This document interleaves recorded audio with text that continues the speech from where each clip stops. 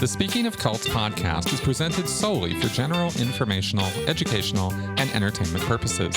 The use of information on this podcast or materials linked from it is at the user's own risk. The views, information, or opinions expressed by the host and guests are solely those of the individuals involved and do not constitute medical or other professional advice.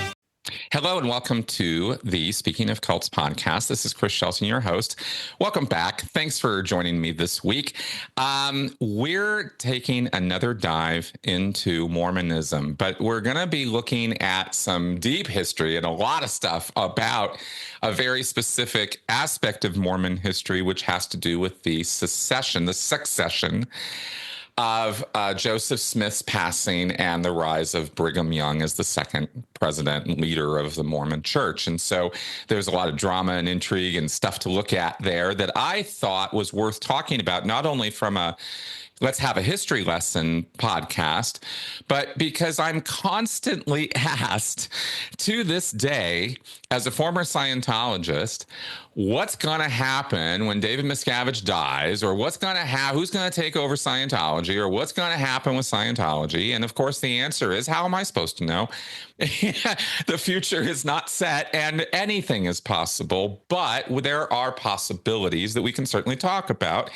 And those possibilities have a lot to do with whether David Miscavige is perp walked off of his job or whether he dies and how he dies. Is he taken out or does he die of natural causes? All of these result in different outcomes for the church. So those are just a couple examples of just how fast the question branches into all kinds of possibilities. And it's a lot of fun talking about it.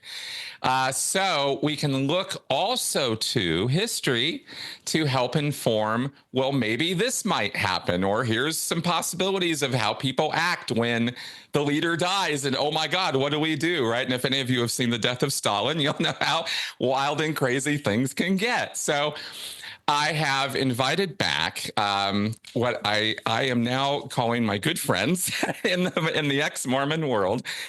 This is Shannon Grover and Bryce Blankenangel. Did I get the names right? Yes. Fantastic. So excited to be here. So I am so happy to have you guys here. Thanks for coming. And we're going to talk about this succession thing and the Mormon history of this. And let's get started. So how should we proceed? I know we need to talk about structural stuff because that's part of understanding how things rolled out the way they did. And I know we need to talk about Joseph Smith and stuff like that. So where do you think we should begin? I mean, I think it would be helpful to just kind of get the way that modern believers today, modern members of the church, view succession and the way that it works in a very streamlined process today. I left the church as a teenager, so I'm not as plugged into the community and don't have as much of the cultural teachings ingrained into me as much as Shannon does. So I think Shannon should get us started with how succession works in the church. Yeah. Great. I spent 44 years in this church. Yeah. Okay. All right. Well, as I've said numerous times, and I will say forever, Mormons put the word organized into organized religion, and they've organize everything, and especially when it comes to the succession.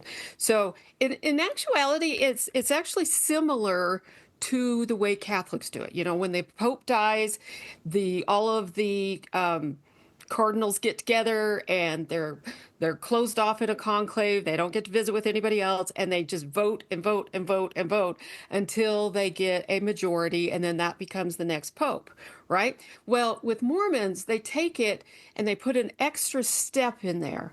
So, first of all, the leadership of the church is you have the prophet with his two counselors. That's the first presidency. They are the top law of the church. And then next comes the quorum of 12 apostles, set up after the 12 apostles that Jesus Christ had, right?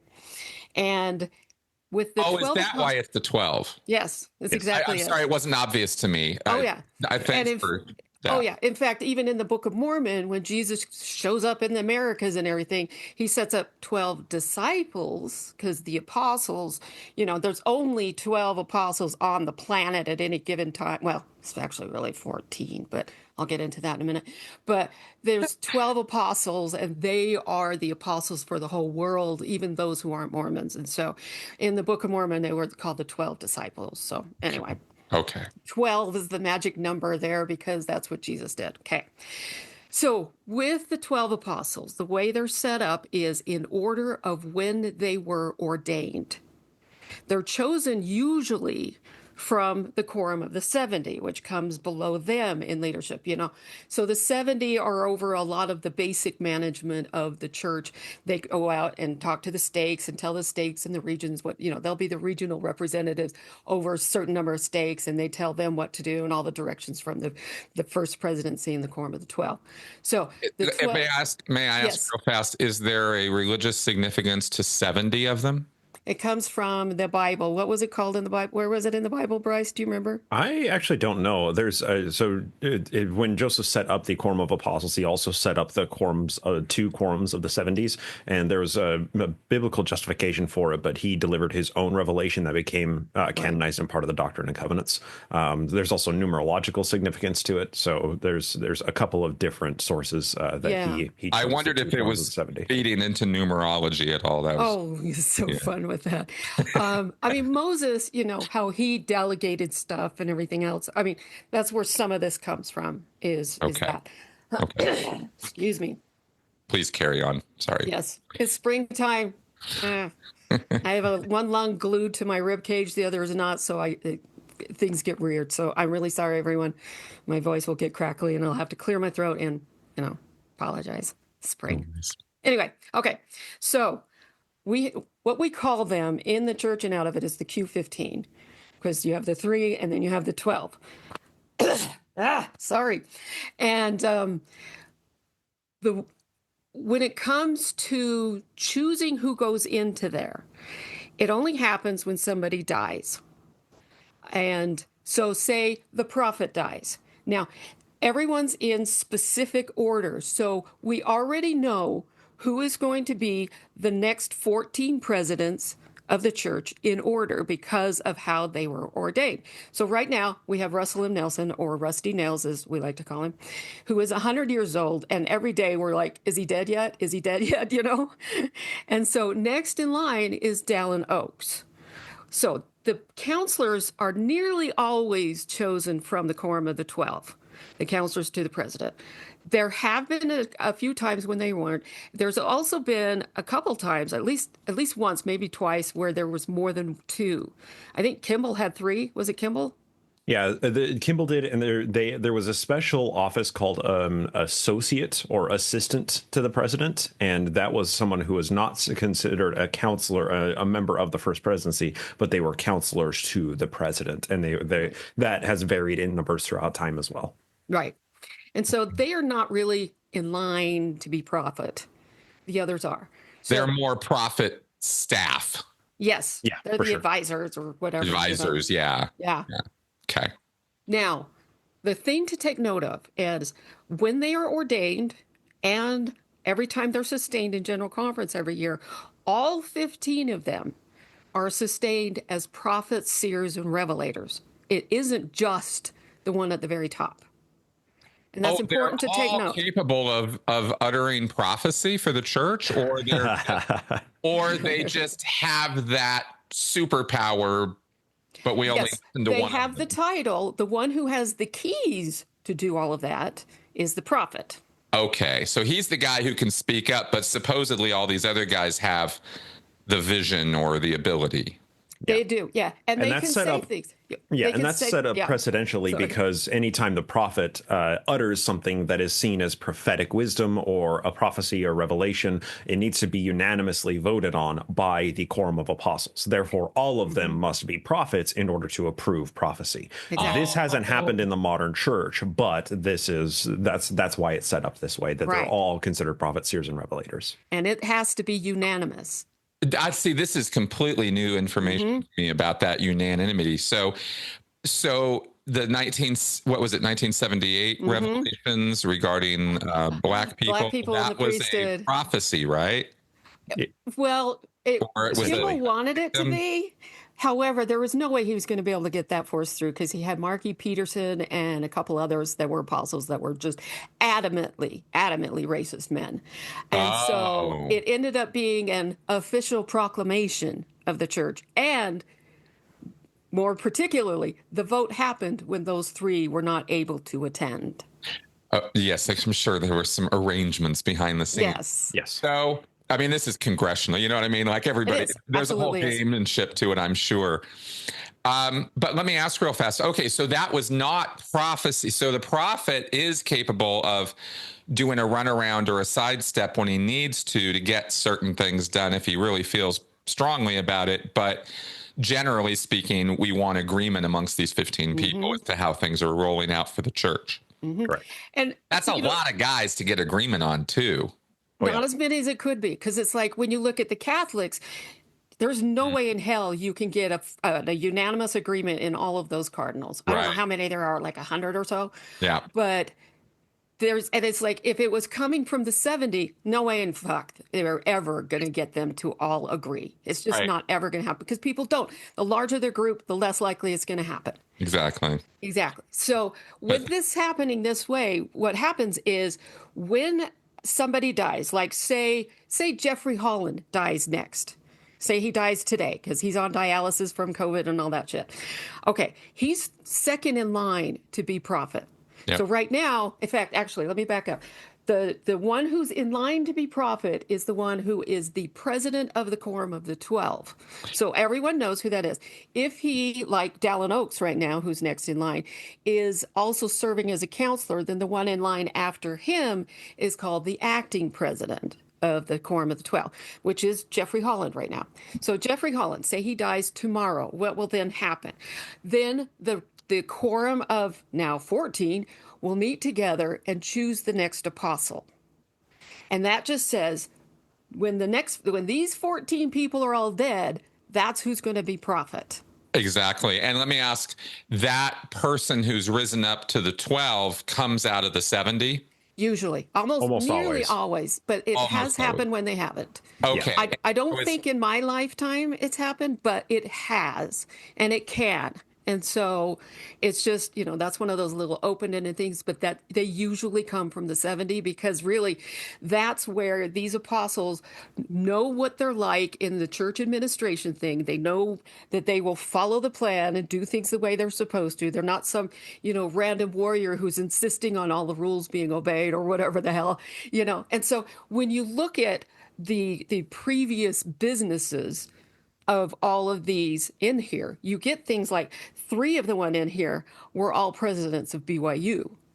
And that was Oaks, Holland, and Bednar. Bednar was at BYU, Idaho, and he was one of the most hard-ass ones ever. I mean, he would kick kids out of school for being a half an hour late on curfew. Wow. Unless they were, of course, football players. Well, yeah, of course. Yeah. Because everywhere football players get away with anything because they bring in money to the school. So anyway, so you have that. You have business owners or even, and this is what's interesting, is the most recent one brought in, which was last year, is Patrick Kieran. He ran a PR firm and he's British. So he's got that accent that Americans trust because it's British. And he ran a PR firm, a very successful one, which means he's going to say what needs to be said to get you to agree. Sure. And PR matters to the church today because, they're like Scientology. Just Scientology is more open about it. They want money. They're all about the money in Mormonism. They covered up with this thin veneer of religion and respectability, but it's there. They're worth trillions of dollars. Billions, hundreds of billions. And they want to have as much money as they can get. They don't want to spend it. They'll spend some on doing charitable things, but it's like how much they make in a day is how much they're spending. Sure. So that's how it works. So you need the PR guys. You need the lawyers in there. Dallin Oaks used to be on the Utah Supreme Court. It seems to me that what you're describing is some glimpses into what must be what has been referred to as, an old boys network, a machine, absolutely is. and when you come to, you can talk about a political machine, a network of people, right, in a roughly hierarchical structure, because there's power. And then we're talking about distributions of power. And when you talk about things like institutional power, like the Supreme Court of a state, the government of a state, institutions, BYU, these hundreds-year-old, universities and Yes. big esteemed places, then you're talking about important people, and this is where they want to draw their most trusted decision makers for the good long-term stability of the church. They want people who are heavily invested in the institutions of the church. Right. And so, right? And would that be accurate? That is That's exactly exactly it. One of the things that was a little bit interesting in the difference of, but we can also base it on everything, is when the Protect LGS Children movement happened. What year was that, Bryce? 16, 17, I think, was the first march. Yeah. And when all that happened, which brought a hell of a lot of bad PR to the church. I remember that, yeah. Their response, because they had to replace 2 apostles that year, what their response was not to deal with that issue, not to try to fix that issue. They put a Band-Aid on it saying, put a mirror on a window on the bishop's door. And that was about it. But their response was to bring 2 non-white men into the apostles. Yeah. We got Ulysses Suarez, who came from Brazil, and Garrett W. Gong, who's what, Japanese American? Chinese American. Chinese American. Yeah, I think raised in California. Right, exactly. And it's like they were brought in and they made a big deal about him not being white. Yep. Instead of dealing with the real issue. So and it sucked the oxygen out of the media. Oh, exactly. Yeah, it absolutely did, because Classic it's like, misdirection. Classic. Yeah. Classic. Yeah. So their PR guys, stepped up, took care of it. Absolutely. I mean, that $100 billion doesn't just all sit there unused, Right. So that's how it all works. So basically, the prophet dies. The 2 counselors get absorbed back into the quorum of the 12, which is really the quorum of 14. And then the next one is set, they already know who's the next one going to be. He will choose his counselors. He might choose the same ones. He may choose one and a different one. Is whatever. It's up to him. Yep. And then everyone votes on it, sustains it. Really, there's not a vote, but the whole church is expected to sustain him and agree that it's all right. If you disagree, you got to talk to your stake president, and then they kick you out of the church. But unless you bring in a lot of money, then they find ways to work around it. So that's how it works. It's very organized, hella organized. So we don't get all of that crazy, what's going to happen next? What's going to happen next? Like they do in Catholic Church when the Pope dies. Right. It's just already set in place. We already know for the next 100 years or 50 years or whatever who it's going to be.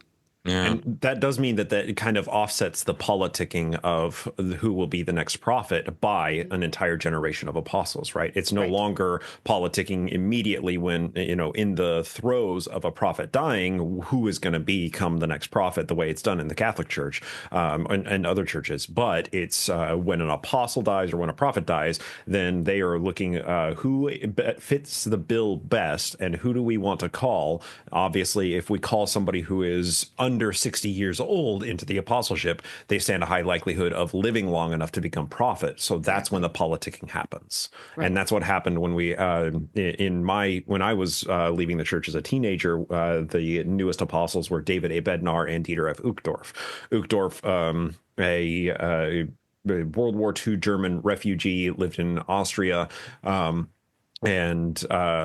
is very liked. He's very progressive. He's very liked by the younger generation. But they also called Mormons like him. Yeah, ex-Mormons like him. He's the only one who actually speaks to the ex-Mormon experience in General Conference and speaks with kindness and love instead of derision and calling us apostates and lazy learners and myopic and all sorts of, disparaging comments. And the apostle that was called at the same time was Bednar, who was BYU president at BYU, Idaho, who would throw students out for violating curfew. But Bednar was 12 years younger than Uchtdorf, which means that they deliberately called these 2 men, Uchtdorf, who could be an appeal to the younger generation, and Bednar, who would actually survive long enough and have a high likelihood of becoming prophet. Right. Right, good analysis point on that. But yeah, it again, sort of the system itself is one that absolutely prevents fast or easy gratification. Exactly. On anybody's part. You're stepping into a line where there's 15 dudes ahead of you, and there they are. They're right there, and there's no bypassing that line or stepping You ahead or can't. anything like that. Right. The only way you And can is if somebody ahead of you dies. Right. yeah. And what this also causes is a bit of a bifurcation between the senior apostles and the junior apostles, right? Because the senior apostles are the ones who really hold the institutional control. They're the ones who are closest in line, and therefore they're the ones who get more face time, who get longer and more impactful speeches in general conference, who get to spend more time with the prophets, so on and so forth. And therefore the junior apostles look to the senior apostles in order to emulate their behavior.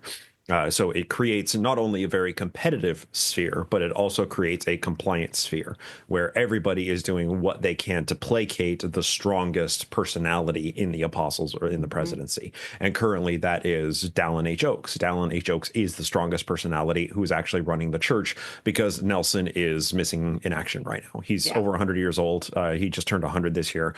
Sorry.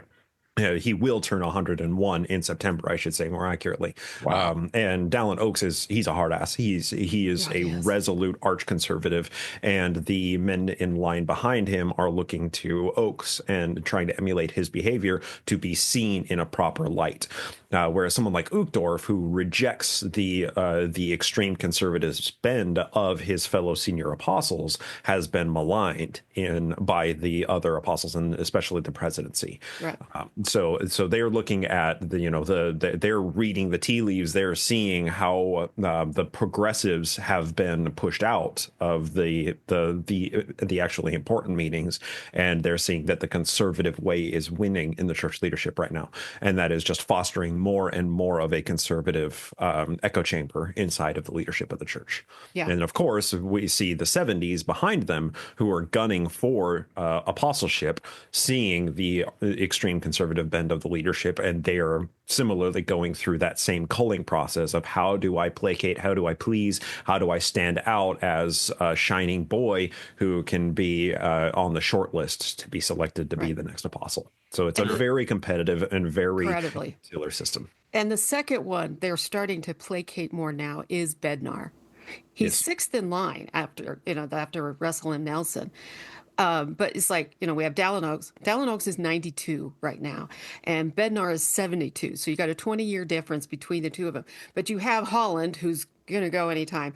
Eyring, who is a wet rag. He is absolutely useless. Yeah. As a president, I'm just like, he's going to be ruled by everyone else is what's going to happen. I mean, this guy he truly is useless.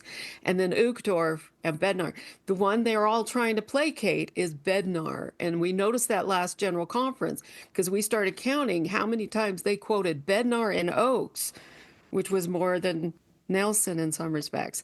Jesus is like seventh down the list in all the ones they quote the most. But, and that's the thing is those are the ones they're placating because they know those are the ones who are going to be in power, in actual power in there. Sure. Not to mention behind the sines power that exactly all this time.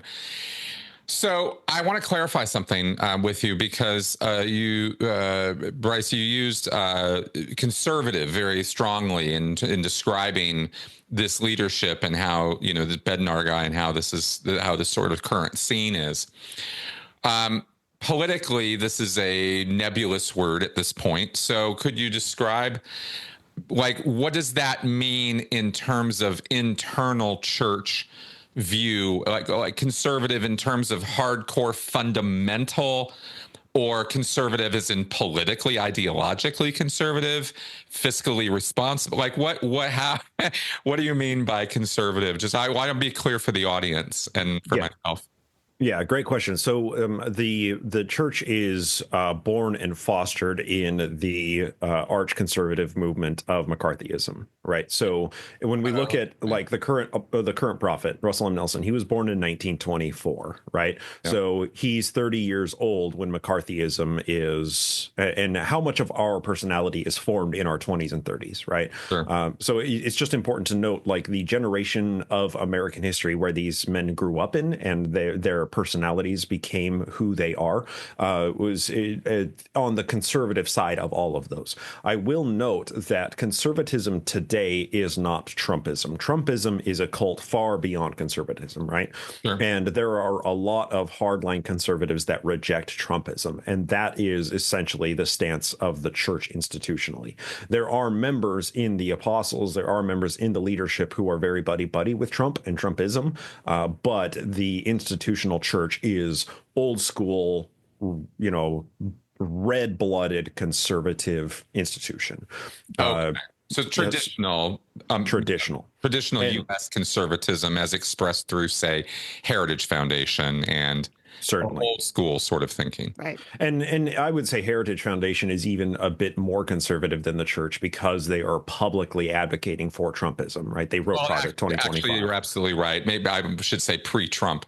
Yeah, exactly. That kind of thing. Yeah. But yeah, and it is just the core conservative values, and that is politically, ideologically, right? So, nuclear family, no gay marriage, abortion only with a few exceptions. Right, which that's a key thing to take point out right now is because the way conservative is across the country is running, it's no abortion at all, period.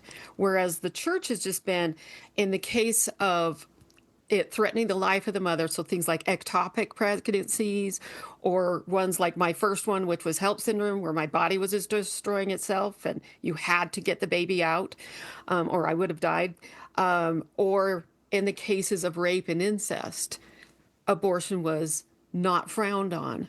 Bishops were actually supposed to stay out of the decision making. They could advise, but they were not part of the decision itself. Right. Which is very different from what's happening. That's a pre-70s view from the church, right? Because that's correct. Evangelicals used to be about it too. Yeah, and they should. And now they're so hardline that, 11-year-old who was raped by her uncle has to carry the pregnancy, even though she's still a child herself, and then expected to keep the baby. And, ectopic pregnancies, which is just beyond extreme to make them carry that, because you're guaranteed to watch them die, those kind of things. That's where the extreme conservatism is going, and the church hasn't agreed to that. Correct. Do you think that, just since we're kind of talking current political scene within the church, and I'm curious, we will get back to the succession thing in a second. This Bendar guy, I mean, if we're looking into the future, 10 years, 20 years from now, murky future, who knows where things are going to be. But let's say somebody like this arch conservative type takes over as prophet. So yes, you have this 15 people he needs to get agreement on in order to sort of shift the elephant of the church in terms of which direction it's going in. But is it like that, or can he exert force of will and drive the church as its prophet in a direction? You know what I mean? Or does it depend very much on circumstance and personality more so than it's really a structural question? I don't know. We have a wonderful case study to illustrate that the Quorum of Apostles is a moderating influence on extremist prophets. And the case study that I bring to example was very briefly the prophet right before I was born, Ezra Taft Benson. Shannon, you lived through the Benson Church, but he was an extreme conservative conspiracy theorist. John Bircher, he was a communist under every bed. Right. Person. Yeah. Yes. Yeah, that's the Birchers. Okay. And so he forged his public image in the church as being this ultra conservative. His son, so he was never a Bircher himself, but his son was essentially the leader of the Utah John Birch Society and held a Bircher recruitments in church parking lots. So he was, Ezra Taft Benson himself wasn't a Bircher, but come on, guilt by association at this point. Right. And he consistently in general conference over the pulpit would advocate John Bircher conservative talking points. And as he rose higher and higher through the ranks, the more moderate apostles were like, you got to tone this down. We can't have a prophet spewing conspiracy theories and, talking about the monkeys coming out of the jungle to, wanting civil rights. We can't have a prophet saying that stuff. So it was kind of seen when he became prophet, like, oh, what's going to happen? How is he going to act? What is he going to say over the pulpit? And he actually had a very brief time as prophet. It was 3 years, I think. And over that time, while he was prophet, very little of it did he give any public speeches, and all of his public speeches didn't contain any of the hardline conspiracy theorist right-wing stuff that he had been spewing his entire church career. Right. But you can't ignore the influence that he had on the church politic as a body, being an extreme conservative and pushing his fellow senior apostles to be more and more and more conservative and buddying up with them. And that created, it could almost be considered the Mormon, like the Mormon troika, right? We had Ezra Taft Benson, Boyd K. Packer, and Mark E. Peterson, and they were the extreme conservatives. And Peterson was one who had to be absent during the vote for the 1976 revelation that opened the priesthood, 78 revelation that opened the priesthood up to all people, to black men, because he was so radically racist and very anti-Semitic as well. Yes. So that was kind of the Benson fostered this environment of extreme conservatism, and the church is still kind of in the throes of that trajectory that he set it on. Particularly since Nelson was trying to roll back to a lot of that during his. Yeah, Hinckley was another strong one, but he was also a bit more middle line. Uchtdorf, I think, is the closest to being like Hinckley. And so there was a time when Hinckley was prophet that Nelson spoke up saying we should call the Church of Jesus Christ of Latter-day Saints, not use Mormon anymore, and blah, blah, blah. And the next conference, Hinckley was like, I like being called Mormon. This was a really respectful person in the Book of Mormon and all this. And, it was very much call to order of, you're not telling everybody this. So what is one of the first things that Russell M. Nelson did when he became prophet? He was like, no, you can't call us Mormon. It's a victory for Satan. And on from there. And they had to change everything everywhere. And I think they need to force everyone to it, which I was like, Joseph Smith called them Mormons. So are you saying he was from Satan? Well, he was. So, okay. But anyway, Wow. and so that's the thing you're watching is Nelson is rolling back on that, but he's also been very systematically trying to destroy the legacy of Hinckley. Yes. And Hinckley was a better person. He just was. There's a lot of shit stuff he did because there's a lot of shit stuff they all did. Yeah. But not near as much as what Nelson has done. Interesting. So every prophet, so we can say based on, again, I'm getting very general sort of briefing here on this, but from what you're saying, it's clear that structurally the prophet has a lot of wiggle room to inflict, to sort of inflict his personality or, bring his values. And I get to, it's always his. There's never a her. There's never going to be a her. It's always his.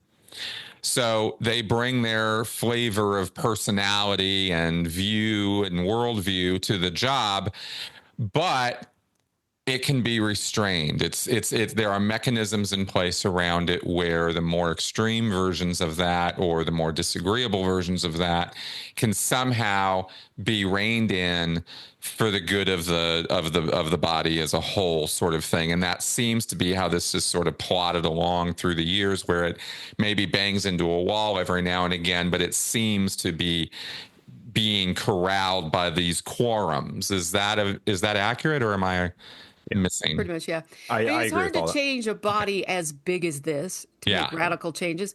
Yeah. But I also think the fact that that Nelson was able to make at least church members on the whole Mormon versus Church of Jesus Christ of Latter-day Saints change has given hope to ones like Bednar, because he's like, okay, he made that happen with this petty, stupid little thing happen. I can do this. I'll be able to do this. Yeah. And That's so exactly what we should be afraid of. Exactly. Right? Organized authoritarianism is a much more sinister threat than organic, off-the-cuff authoritarianism. Exactly. And there is a big difference between those two things. Just there really is. Throwing that out there apropos of nothing. So moving right along. Okay, so this is kind of the layout of how things are now, and how this sort of has the end result of 150 years or so, right, of evolution of this thing. It's interesting because in a way, if you sort of step away from the whole Mormon part of this and just look at it structurally, it's like, that's actually not too bad.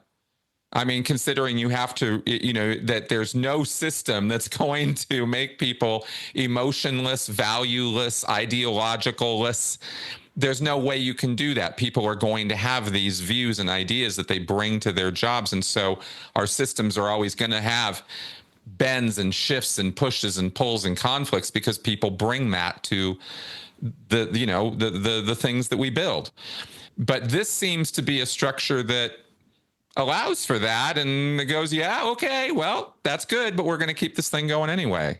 I don't know. What do you think about that? To a certain extent. So a lot of the disagreements that we're talking about here are things that are not publicly visible, and are divined through historians later culling through documents and journals and meeting minutes, the ones that are publicly available. We should also note that the church leaders by the early Boyd K. Packer era, so we're talking mid 70s, they were encouraged to no longer keep journals.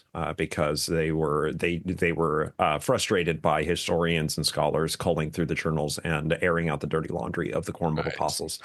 So the apostles put up a very public, unanimous front. This is the leadership of the church. They are one body. They are of one mind. They have one goal, and that is building the kingdom of Zion, right? But when you start to see kind of, you examine like the ways that apostles will subtly dig at each other in general conference with their talks by their topic selections or the terminology that they use. Or you hear of like Marquis Peterson having to be in a different country in order to get cloture on the priesthood vote. You hear all of like these little tiny whisperings of disagreements among the apostles.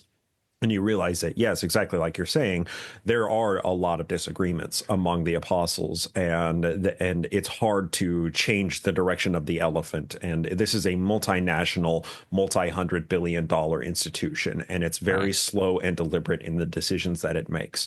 And therefore, all of these men have all of their own proclivities and all their own ideologies that they're bringing to the table. And because it's seen as like this unified front of leadership, those unique attributes are kind of moderated out of the discussion, are removed from the discussion, and anything that happens in the church that becomes publicly released, publicly available, whether that's a new proclamation, whether that's a policy change, whether that's a specific talk that's controversial, because it is released to the public, the membership views it as, oh, this is now revelation, this is now the policy of the church, this is now because it came from the brethren.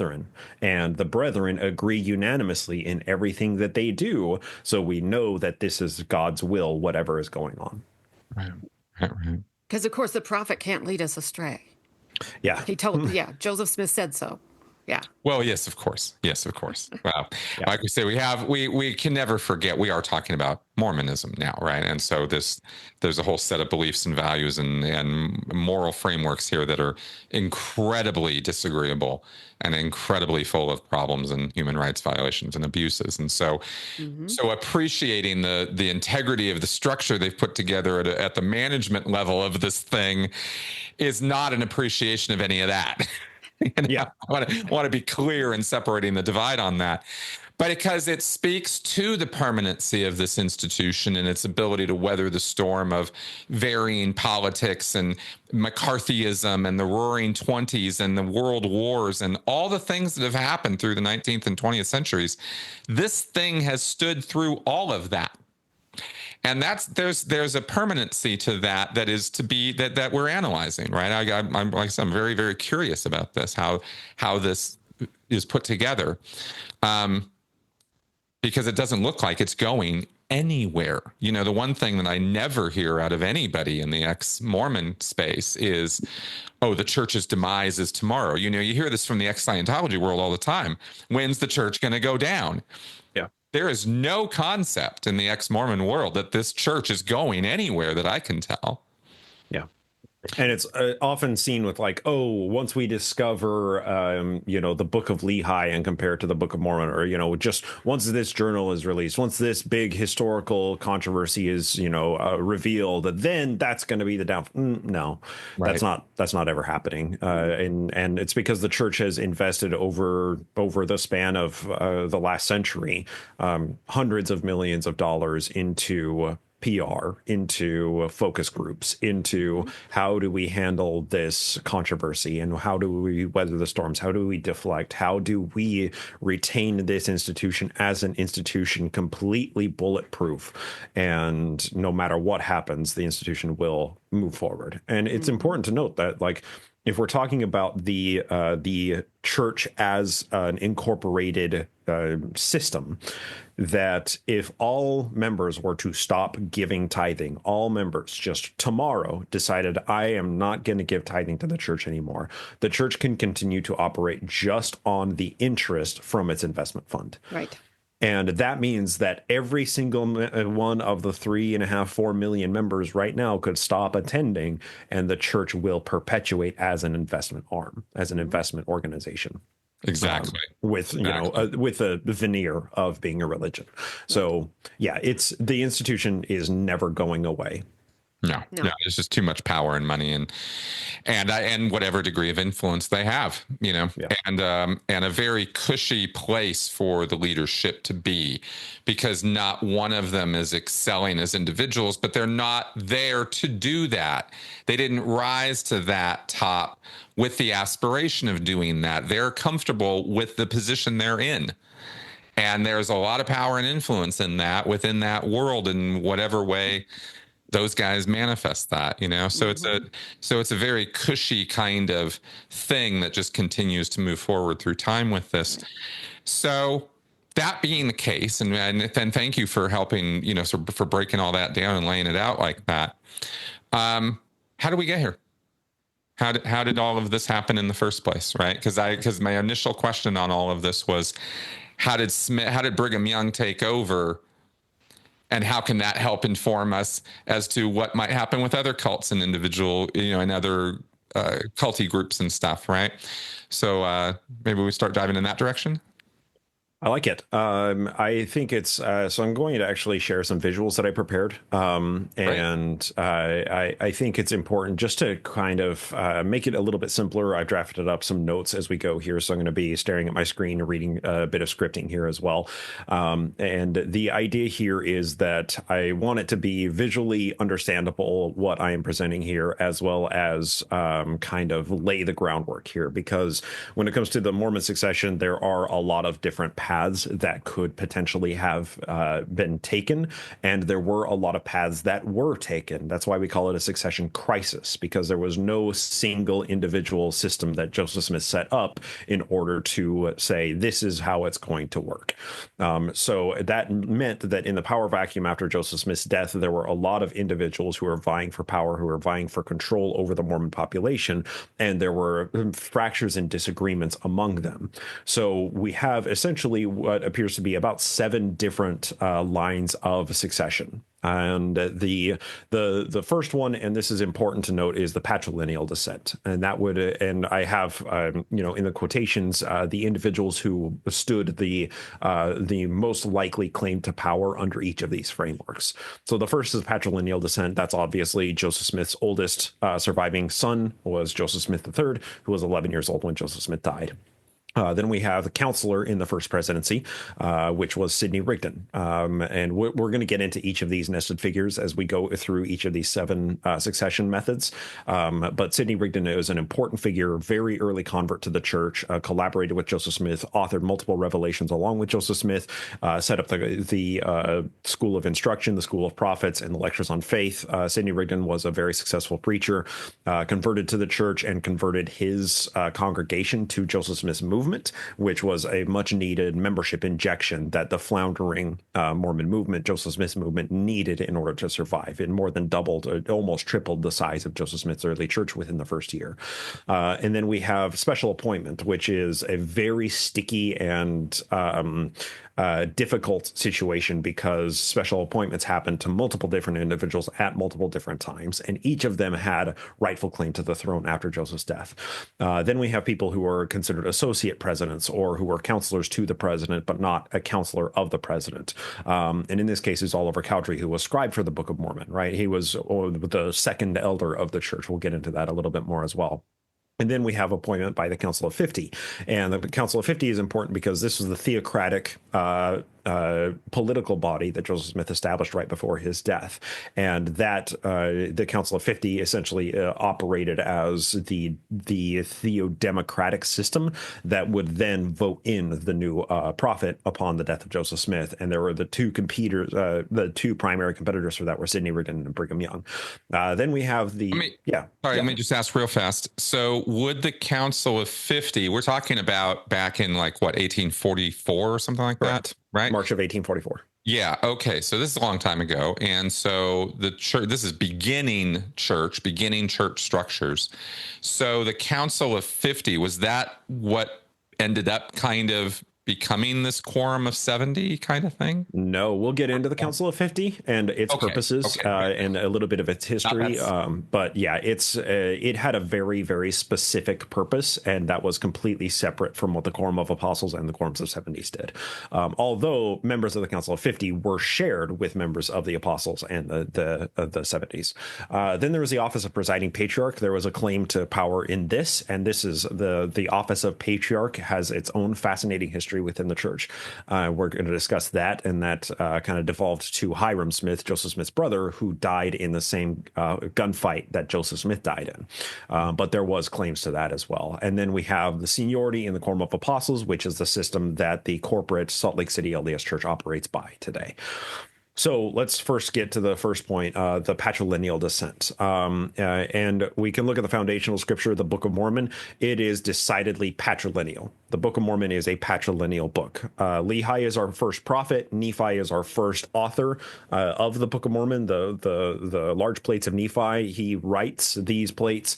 That's the first things that you read in the Book of Mormon are Nephi's words. And when Lehi dies, Nephi becomes a prophet. And almost every single subsequent prophet after that is the son of the previous prophet or a brother to the previous, to the current prophet. So that goes Lehi to Nephi to Jacob to Enos to Jerem to Omni to Amaron to Abinadom to Malachi to Mosiah again to Ammon to Alma the Younger to Helaman to Shiblon to Corianton, Helaman, Nephi again, Lehi again, Nephi again, Amos to Mormon and to Moroni. There are a few, like I said, there are a few of brothers that go in there. And then there are a few that are prophets, sort of, or actual prophets that are not within the patrilineal descent. And those would be like Samuel the Lamanite, Laconius, and Zezrom. But those are all special circumstances in the Book of Mormon. But almost every single prophet in the Book of Mormon is patrilineal or Levitical brothers, right? So Joseph Smith gave his son, Joseph Smith III, a blessing, this very important blessing in January of 1844. This is just 5 months before Joseph Smith was assassinated. And it's believed that this was a direct succession blessing, a direct ordination. But the text of this blessing has been lost to history. And I find it interesting. There's this very prominent forger in the 1970s and 80s, Mormon history forger, as well as other early American history memorabilia. His name is Mark Hoffman. And he produced a forged copy of this very blessing, of this Joseph Smith ordination from January of 1844. And he had the LDS Church and the RLDS Church, which was still the patrilineal church of Joseph Smith, competing, bidding against each other for purchasing of this blessing. And it's remarkable because the RLDS Church obviously wanted the blessing because this was the rightful claim of succession. This settled the more than century-long debate of who was the true church. This blessing finally did it. And the LDS Church, of course, wanted to purchase it and had much bigger pockets because they wanted to suppress it or destroy it. Wow. Understandably. So after Joseph Smith's death in 1844, Joseph III, he was 11 years old. He was fostered in an environment where he would become the prophet by his mother, Emma Smith, and his grandmother, Lucy Mack Smith, and of course, the remaining anti-polygamists in Joseph Smith's leadership who did not follow Brigham Young. And this is an important point. The question of polygamy fractured the Nauvoo Church after Joseph's death. And that's going to become a consistent theme throughout many of these different successors that we talk about, is that whether they were polygamist or anti-polygamist, that kind of served to be a bit of the wedge issue between them. Brigham Young tried multiple times to get Joseph Smith III to come out and lead the church that he had created in Utah, but Joseph III remained ardently opposed to polygamy, denying that his father ever practiced it and that it was a creation of Brigham Young and Heber Kimball. And that is an intellectual movement that's still alive in little small scholar pockets today.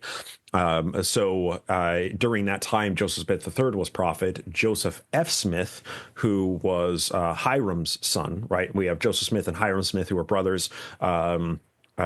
Joseph Smith III is Joseph's oldest son. Joseph F. Smith is Hiram's oldest son.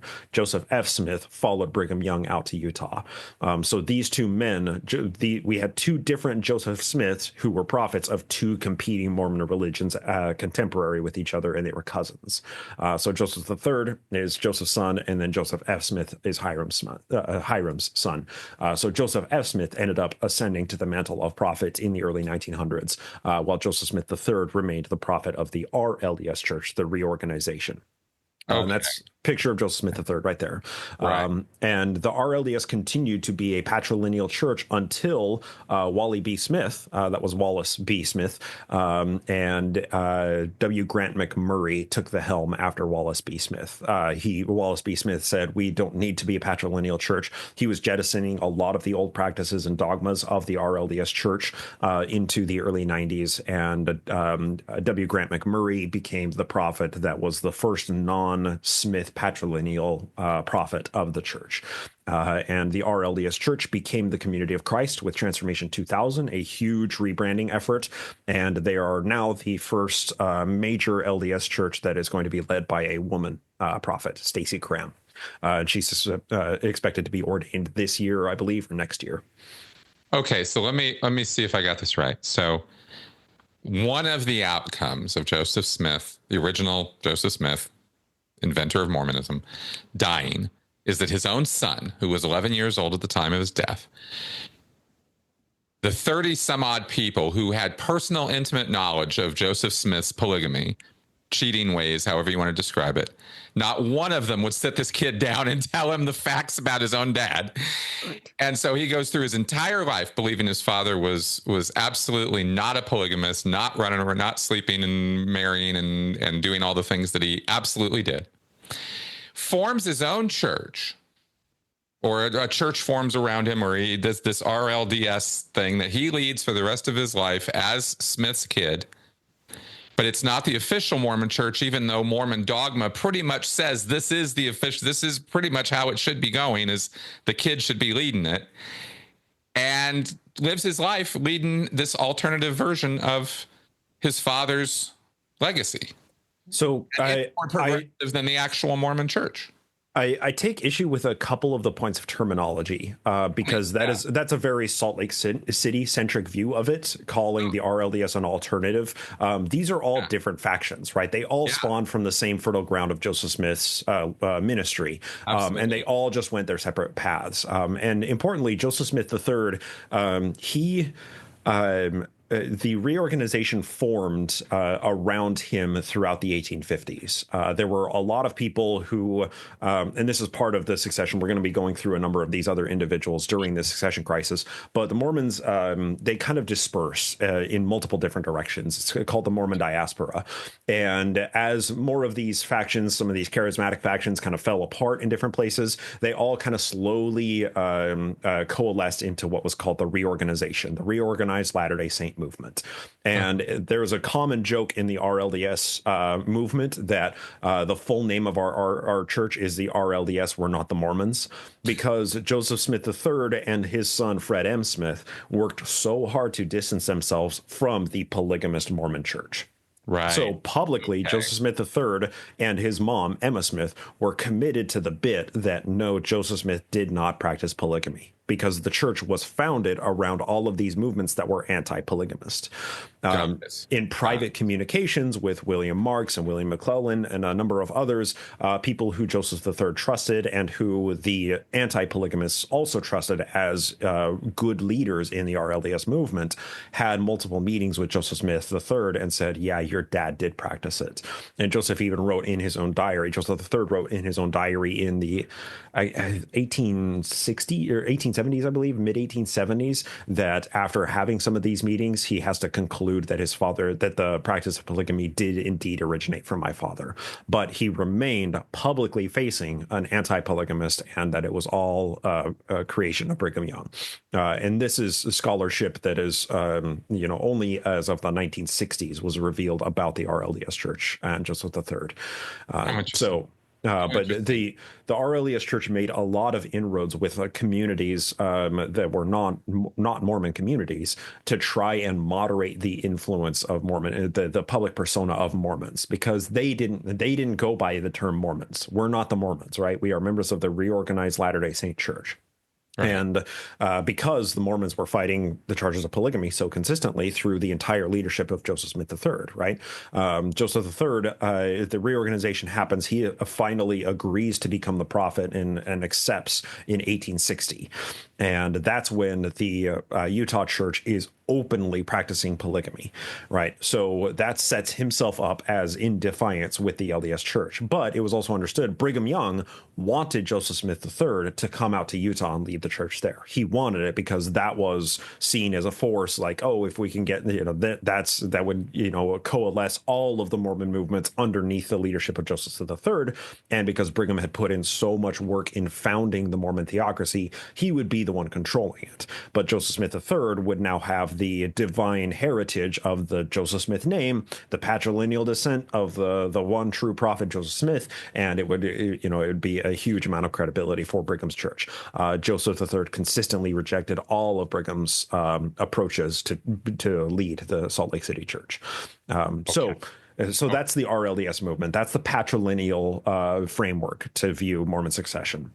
Okay, no, that's very helpful. Thank you. And I appreciate you saying the Salt Lake City centric view, because there are the differences and similarities in my thinking of Scientology versus Mormonism are going to, come up in stuff like this, because of course in Scientology you have all these splinter groups that have existed that have happened from almost the very beginning, which are called squirrel groups, right? And they're not official Scientology. And so there's official Scientology, the hierarchical structure of Scientology, and then there's everything else, and those are all bad. And so of course that's the church centric view. Yeah. So yeah, of course, so this is a bit of a different look at it, in that it's more like boink, all these different directions that things went off in. Right. And who's to say what the official one is? There's the line of the biggest one, I guess we could say. Yeah. And that's very interesting. Let me ask one last question about this, Joseph Smith III and Brigham Young, since it's come up a few times. Had Joseph Smith III accepted and come over and become the prophet, would Brigham Young have allowed him to cancel polygamy? No, absolutely not. Never. And that's why they never would have had a meeting of minds. Correct. Yeah, and that's why Brigham and Joseph III were so ardently opposed to each other, was because Brigham kept pushing the narrative. No, Joseph Smith instituted this. We are just carrying on the one true fundamentalism of the church, and Joseph III continually rejected it. Had Joseph III accepted polygamy, then Brigham Young would have been more than happy to have him come out and be a puppet prophet for Brigham Young. Absolutely. Makes total sense. Okay. Thank you so much for all that. All right, let's carry on here. Yeah. So the next mode of succession is the first presidency, right? So we have the first presidency, as we discussed. We have presently we have Russell M. Nelson and Dallin Oaks and Henry Eyring. That's the first presidency of the church. So if we go to Mormon scriptures, we have the Book of Mormon, that it's resolutely patrilineal, but the Doctrine and Covenants is the book of Mormon scripture that's Joseph Smith's revelations, his musings, his calling people on missions, his whatever, handling administrative affairs of the church. You got a revelation for it. So Doctrine and Covenants section 90, and this is out of the 1835 edition of the Doctrine and Covenants. It says, "And again, verily I say unto you, thy brethren, I say unto thy brethren, Sidney Rigdon and Frederick G. Williams, their sins are forgiven them also, and they are accounted as equal with thee in holding the keys of this last kingdom." So what this revelation essentially did was it elevated the power of the first presidency to being that equal with the prophet himself. It was no longer a top-down, perfectly hierarchical, tyrannical structure that Joseph Smith had tried to make the church from his earliest days. This diluted Joseph Smith's power. The revelation continues, "As also through your administration the keys of the school of the prophets, which I have commanded to be organized, that thereby they may be perfected in their ministry for the salvation of Zion and of the nations of Israel and of the Gentiles, as many as will believe. And through your administration," speaking to Sidney Rigdon and Frederick G. Williams, "they may receive the word, and through their administration the word may go forth unto the ends of the earth, unto the Gentiles first, and then behold, and lo, they shall turn unto the Jews. And then cometh the day when the arm of the Lord shall be revealed in power, in convincing the nations, the heathen nations, the house of Joseph, of the gospel of their salvation." And finally, the verse, 2 verses later, it says, "And now verily I say unto you, I give unto you a commandment, that you continue in the ministry and presidency. And when you have finished the translation of the prophets, you shall from thenceforth preside over the affairs of the church and the school, and from time to time, as shall be manifest by the Comforter, receive revelations to unfold the mysteries of the kingdom." Wow, that's a lot. So to boil that down, right, the Book of Mormon is patrilineal, but essentially what this did is said the presidency, not just the prophet who is the president of the church, but the presidency itself is responsible for administrating all of the affairs of the church, for giving revelations to unfold the mysteries of the kingdom of God. And when the cometh the day that the arm of the Lord shall be revealed in power, in convincing the nations, which is essentially to say, if there is ever a power vacuum, that the presidency is the ones who hold all of the affairs of the church in their hands. So importantly, Frederick G. Williams dies in 1842, and Hyrum Smith, Joseph's brother, is called to be the counselor in the presidency. So when Joseph dies, we have Joseph Smith, we have Hyrum Smith, and we have Sidney Rigdon. So Hyrum and Joseph Smith are both die in the same shootout at the assassination in Carthage jail. So Sidney Rigdon is the last remaining counselor in the first presidency. So he has all of the keys to administer the church, to preside over the affairs of the church, to run the school of the prophets, and to receive revelations for the church. And Sidney Rigdon is happy to claim, hey, there's a power vacuum, and Joseph Smith, as per his own revelations, says that the powers of prophethood reside in the presidency. I'm the only remaining member of the first presidency. The other two died. Right. It's also important to note that in 1834, Joseph Smith did his first military campaign. He called it the Army of Israel. It's now called Zion's Camp because Joseph Smith disbanded his army before they actually came into any conflict. But at this time, Sidney Rigdon and Joseph Smith were in the church, and Frederick Williams were in the church hierarchy in Kirtland. Joseph Smith decides to lead his first military campaign, not knowing what's going to happen, and he leaves Sidney Rigdon in Kirtland to run the church in his absence. And there's a very specific high council meeting minutes where it says Joseph Smith, Oliver Cowdery, and Zebedee Coltrane, quote, laid hands upon brother Sidney Rigdon and confirmed upon him the blessings of wisdom and knowledge to preside over the church in the absence of brother Joseph. And that's contained in the history of the church. So the absence of Joseph is pretty interesting in that the context of that is what's said there, right? It can be read as, well, Joseph is going on this military campaign. He's going to be absent for who knows how long during this absence. Sidney Rigdon is the president of the church, but it's a military campaign. Military leaders will sometimes die during military campaigns. So does absence mean also death? And there's where a fair amount of controversy comes into place. So Sidney Rigdon had been specifically ordained in April of 1834 to be the president of the church during Joseph Smith's absence. And historian D. Michael Quinn notes, quote, although idiomatic English would not normally equate absence with death in such statements, the lack of publicly acknowledged method of succession caused many Mormons in 1844 to make such an equation in Rigdon's favor. Now, the problem that I read about with Rigdon was that he was physically away from the main body of the church for a few years and therefore wasn't as personally influential as Brigham Young was during that time. Is that right? That is, so not physically away, but mentally checked out, I think is a better way to say it. Oh, okay. Yeah, okay. so not part of the affairs of the church officially. Yeah, and it's important to note that Sidney Rigdon and Joseph Smith had a falling out, and that happened after Joseph propositioned Rigdon's daughter, teenage daughter Nancy. And Rigdon did not agree with the direction of the Nauvoo kingdom under Joseph's leadership. He thought it had too much power. He thought it was too tyrannical. He did not like the influence of church and state to be commingled. He wanted them to be separate entities. And Rigdon and Joseph, they were buddy from when Rigdon converted in 1830 and baptized almost his whole congregation into Joseph's church until 1842, when they had this falling out over polygamy, right? So Sidney Rigdon and Joseph Smith were best friends and co-conspirators in all of the Mormon crimes. Okay.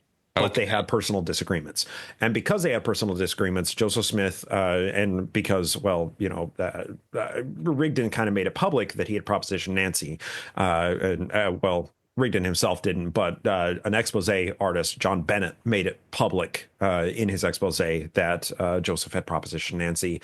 That caused a falling out. Joseph Smith tried to excommunicate Rigdon from the first presidency, and the apostles said no. He is too important. He has had too much time and sway in this church, and we can't just do him like that. And so there's a quote that it may be pseudepigraphic from Joseph that he said, "I've tried to throw the monkey off my shoulders, and you put him back."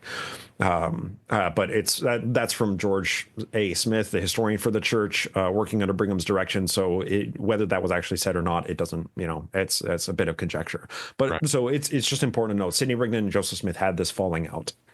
And Sidney Rigdon, importantly, this is going to be part of the discussion of the Council of 50. We'll get to that momentarily. But Sidney Rigdon in 1844 put their differences aside and decided to align himself with Joseph Smith. And Brigham Young, as president of the Quorum of Apostles, saw Sidney Rigdon as the greatest potential threat to him in the power vacuum. Yep. And we're going to get to that as well. Yep. So that's Sidney Rigdon. That's counselor in the first presidency. That is that framework to view succession. Yep. The next one we have is special appointment. And here we have a picture of David Whitmer. He was one of the three witnesses to the gold plates. You read his signed statement at the beginning of every Book of Mormon. He was well liked. He was well revered in the church.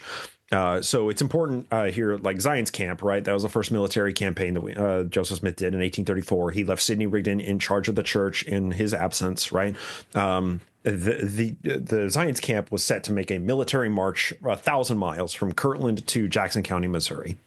And that the church in Missouri was being run by David Whitmer, one of the counselors, or he was essentially these two churches were operating almost as separate independent bodies. Joseph Smith was the prophet, but the church, the stake in Zion, the Zion stake in Jackson County, Missouri, had its own leadership, and that was David Whitmer. He was president of that church body out there.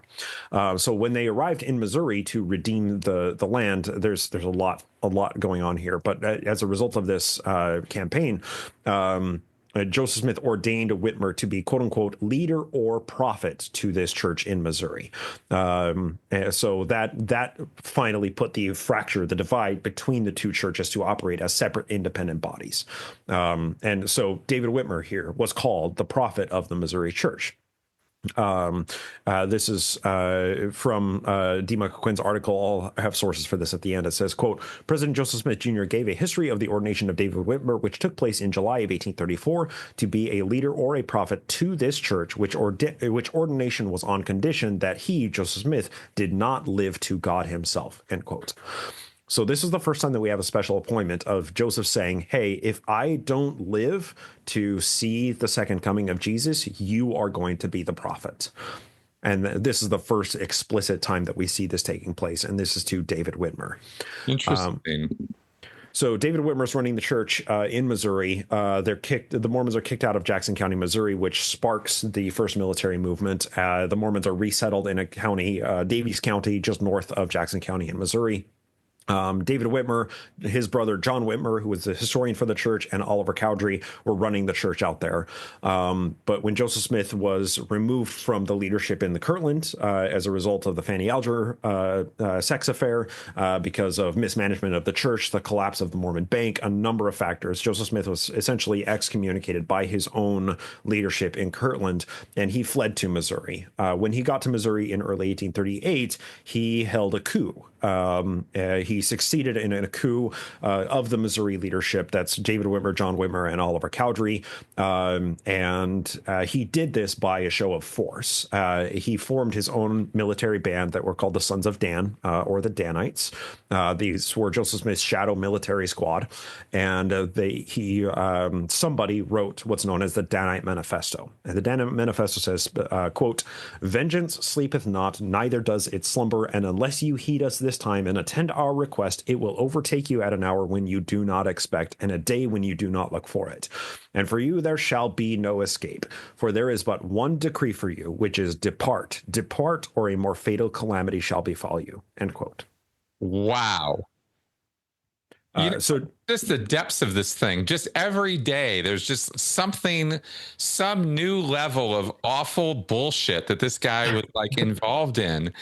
That just like, it's almost on a daily basis. What new level of bullshit can you bring to this movement to like screw people over somehow? This guy was just absolutely, I'm sorry. It's just so I have to say things like this sometimes because it's just, you tell me these things I've never heard of before. And I'm just like, he did what? Yeah. You just can't believe that he could just get away with this over and over and over and over again until finally he didn't get away with it anymore. Yeah, that's the point. And why he died the way he did, given how many people he must have just incredibly pissed off, much less ruined, over the course of building this thing. Yeah. I just can't even imagine. Every time I try to like start fitting this story together, I have this movie in my head of like, how this thing would roll out, and it just becomes the most interesting movie. It's a Game of Thrones thing, yeah. Game of Seer Stones. It's a Game of Seer Stones. That's exactly that would be a great title for that, because it would have to be a long series. I mean, there's so much. Yes. I have. If there's anybody watching who's in film, give me a call. I have so much material. I have so many drafts that I would love to run by. Anyway, so that's neither here nor there. And one thing to point out, by the way, all of this stuff, especially Joseph Smith being excommunicated and everything else, is never, ever taught to Mormons. Yeah. They're taught that the church as a whole saw Joseph Smith with complete adulation from beginning to end. Right. That he was just, the next best thing to Jesus Christ because Joseph told us so. Right. That kind of thing. And so all of that, none of that is taught. Yeah. Right. And David Whitmer, like, this is a name that is breathed by many Mormons when they're talking about the witnesses, but nothing else is said about this man. And it's kind of frustrating, right? Because he ran his own church. He felt like he had a legitimate claim that Joseph Smith was a fallen prophet. He writes this two-part pamphlet called An Address to Believers in the Book of Mormon and An Address to All Believers in Christ, where he talks about the kind of the mark where he thought that Joseph Smith fell off as being the one true prophet, and that he felt that he had a rightful succession because he had been ordained as a prophet, quote unquote, on the condition that Joseph Smith did not live to see God himself. And Joseph Smith didn't. So Whitmer ran his own church. It was known as the Whitmerite Church, the Church of Christ, which was the original title of the church. Joseph founded the Church of Christ, then he changed it to the Church of the Latter-day Saints, then he changed it to the Church of Jesus Christ of Latter-day Saints. So David Whitmer continued to run the Church of Christ, the Whitmerite Church, until his death in the 1890s. And the Whitmerite Church ran until the mid-1920s. It kind of fizzled out. And the last remaining member of the Whitmerite Church was Mamie Janetta Whitmer Coons, which was David's granddaughter, and she died in 1961. Wow. And it's important to note, too, that David Whitmer, he was more given towards the magic and the charismatic elements. But as those fell out of vogue into the 1890s and early 1900s, his church kind of moderated, and that lost the people who were motivated by the charisma. And the majority of those people just kind of fell away and were absorbed into the RLDS church or to the Temple Lot Church, which was the Hedrickites. So they just kind of dispersed in their own kind of organic way. But Whitmer was yet another prophet of the Restoration by special appointment. We have another example of special appointment, and this is James Strang. So the church was originally operated by what's called common consent. That's what requires unanimity when anything happens in the church. And everybody has to vote on church appointments, on church policy, on leadership changes, on canonization of scripture, everything. And that's what we do every 6 months in general conference when we call to sustain the votes and call new leaders, and they call for votes and everybody has to raise their hand to the square. That's common consent. That's what requires unanimity in the church. But by 1844, Joseph Smith had long since jettisoned common consent because every desperate ruler has to jettison voting, right? They have to get rid of democracy because they do things that are unpopular.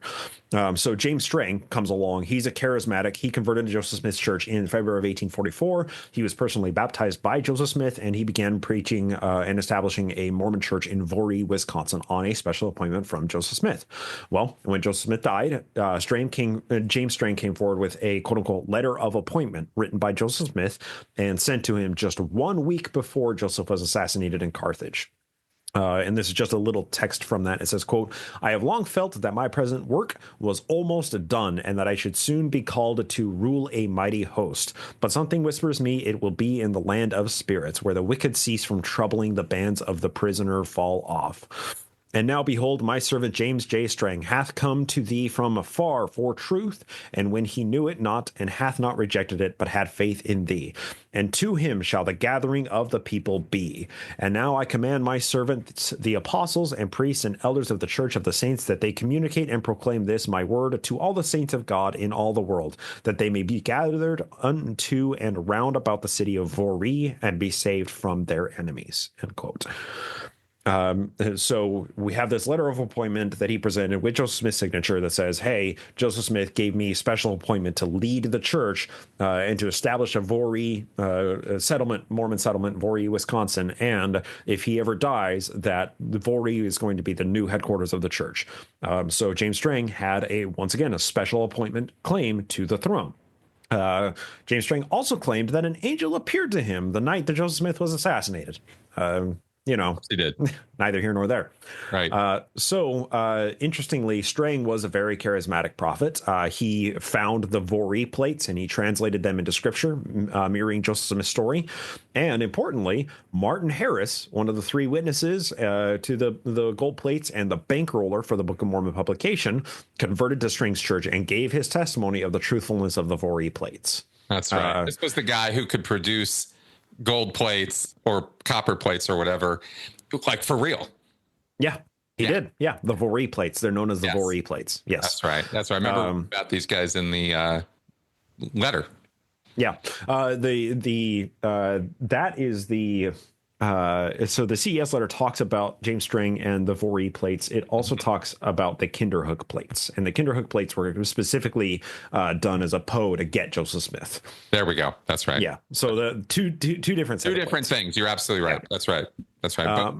Yeah. Hard to keep track of all of this stuff given all the magical thinking of that time, which historically speaking is, just going to say this, really interesting. Yeah, it is. The entire United States in the early mid 1800s was just a very magical place to be, you know? Yeah. And it takes on modern day forms today, right? Like It still does. you can go to magic shops and alchemy shops all over, right? I mean, it's Right. there. We have one in the town just south of me, an hour, right? Exactly. So it's important to note that the people who are given towards charismatic Mormonism largely followed James Strang, as did members of the Smith family themselves. Joseph's only surviving brother, William Smith, who was a well-known member of the church. Then there was William Marks, who was a very well-liked member of the church. They converted to James Strang Church. Emma Smith followed it for a brief period. Lucy Mack Smith followed it for a period. And so that meant that James Strang ran the second largest church to Brigham Young's, and he pulled nearly half of the existing church away from the Quorum of Apostles. And in that period, he set himself up as the anti-polygamist charismatic leader. He authored the Book of the Law of the Lord. He was given over to these charismatic revelations in delivering new scripture, which is what all the OG Mormons converted to Joseph Smith Church for in the first place. He was giving the people what they wanted, and he gained a massive following in doing so. He claimed that the Book of the Law of the Lord was the original Mosaic law given to Moses in Sinai, translated from Egyptian, just like Joseph Smith claimed the Book of Mormon was with reformed Egyptian. And this is the guy who instituted a temple ritual that included anointing the heads of participants with oil that contained phosphorus. And then they would put out all the candles, and then they would blanket up the windows, making it completely dark in the room. And the phosphorus would give off a faint glow in the darkness. And Strain claimed that this was the Spirit of the Lord being endowed on the participants. Right. These are also the pirate Mormons. They also set up a settlement on Beaver Island in Lake Michigan. And these are like basically every fledgling Mormon city, the Mormon community, they were incredibly destitute. So they turned to piracy.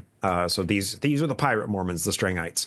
And it's funny, too, as we see so often as a trajectory with charismatics, started as anti-polygamist. That's what pulled so many of the anti-polygamist Mormons away from the Quorum of Apostles who were starting to practice polygamy more openly. And he eventually started practicing polygamy himself. Of course he did, secretly. James Strang ended up taking 5 wives, and so he was not liked. He was a fugitive from justice. He was not a very good guy in general, but he was a charismatic religious leader, and everything came to a head. He was assassinated in front of a sheriff in 1856, which left his church leaderless. And his church remains to this day waiting for the next Strangite prophet to be called by divine ordination. It's maybe 100 people today in total. That's probably a pretty high estimate. And it's had a century and a half of its own infighting about who is the steward of the church awaiting the next divine ordination. Right. Wow. But notable as well, the vast majority of his members were also absorbed into the reorganized movement because he was assassinated just 4 years before Joseph III ascended to the mantle and said, "I am the next prophet." Right. So the next method we have is associate president, and this is Oliver Cowdery. Oliver Cowdery wrote this about his own ordination. This is a contemporary note. He says, quote, "The office of assistant president is to assist in presiding over the whole church and to officiate in the absence of the president. According to this rank and appointment, Oliver Cowdery viz. President Cowdery first, President Rigdon second, President Frederick G. Williams third, as they were separately called. The office of this priesthood also is also to act as spokesman, taking errand for an ensample." So that's yet another ordination that Joseph Smith gave that was essentially a divine appointment, that in the absence of the prophet, that we have very first in line is Oliver Cowdery, second in line is Sidney Rigdon, third in line is Frederick G. Williams. Well, of course, Frederick G. Williams dies in 1842. Sidney Rigdon and Brigham Young fight it out in 1844 for who is the rightful successor. But Oliver Cowdery, well, let's talk about him a little bit, right? So he was called into the church presidency after Sidney Rigdon and Frederick G. Williams, but this ordination placed him in the ranking, in the pecking order, above those two other men. But he and Joseph Smith had multiple power struggles with each other from the authorship of the Book of Mormon in 1829 all the way until 1838. And when the Mormon Bank collapsed, Cowdery lost most of his wealth. It was also discovered the 16-year-old Fanny Alger and Joseph Smith were intimate with each other, and Cowdery denounced Joseph Smith, calling what had happened, quote, a dirty, nasty, filthy affair, end quote. And Oliver Cowdery was excommunicated along with David and John Whitmer and was targeted by the Danite Manifesto, and he fled the Mormon settlement and remained in Missouri for most of the rest of his life. So after Joseph Smith's death, Cowdery remained estranged from the church for a brief period. He practiced law. He ran for political offices unsuccessfully a few times. But then he traveled to the Nebraska Mormon settlement under the tutelage of Brigham Young, where the Mormons were gearing up for the cross-country trip out to Mexico, right? That would soon become Utah territory. Well, the apostles, under Brigham's leadership, met with Oliver Cowdery, and they agreed to rebaptize him into their movement only after he denounced all claims of being in any office of leadership. They knew that he had been specifically ordained by Joseph Smith to lead and preside over the church in his absence, and they forced him to disclaim all of that ordination.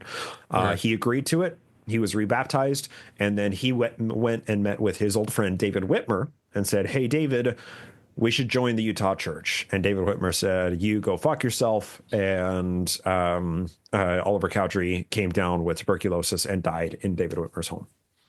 Wow. So associate president. It was a specific office called elevated above the rest of the presidency. And well, he had to disclaim his claim to the throne. The next one we talk about is appointment by the Council of 50. So when we talk about the Council of 50, right, this was formed in March of 1844. Joseph Smith dies in June of 1844, right? Joseph Smith wanted to rule the world, so he established his own theocratical government with its own constitution. That was the Council of 50. And this was all done just 3 months before his death. So the council's primary purpose was to electioneer for Joseph Smith's presidential run in 1844. And Rigdon, Sidney Rigdon, once again, he agreed to run as Joseph Smith's vice president running mate only if Joseph Smith would agree that Rigdon would become president after Joseph Smith was president. So this put Sidney Rigdon second in command to Joe's theocracy from that time forward. And this was appointed by the Council of 50. So it's understood, right? Once a president is out of the leadership, then the vice president is taking his place. In their own theocratic system, the president of their United States, their Mormon United States, is also the president, the prophet, the priest, and king of the over all of Israel, the church, right? So Sidney Rigdon says, "I am second in line, and that's the only way that I will agree to be your vice presidential running mate." But Rigdon, because of the Nancy Rigdon situation, his teenage daughter being propositioned by Joseph Smith, who I will note, Joseph met when she was just 5 years old.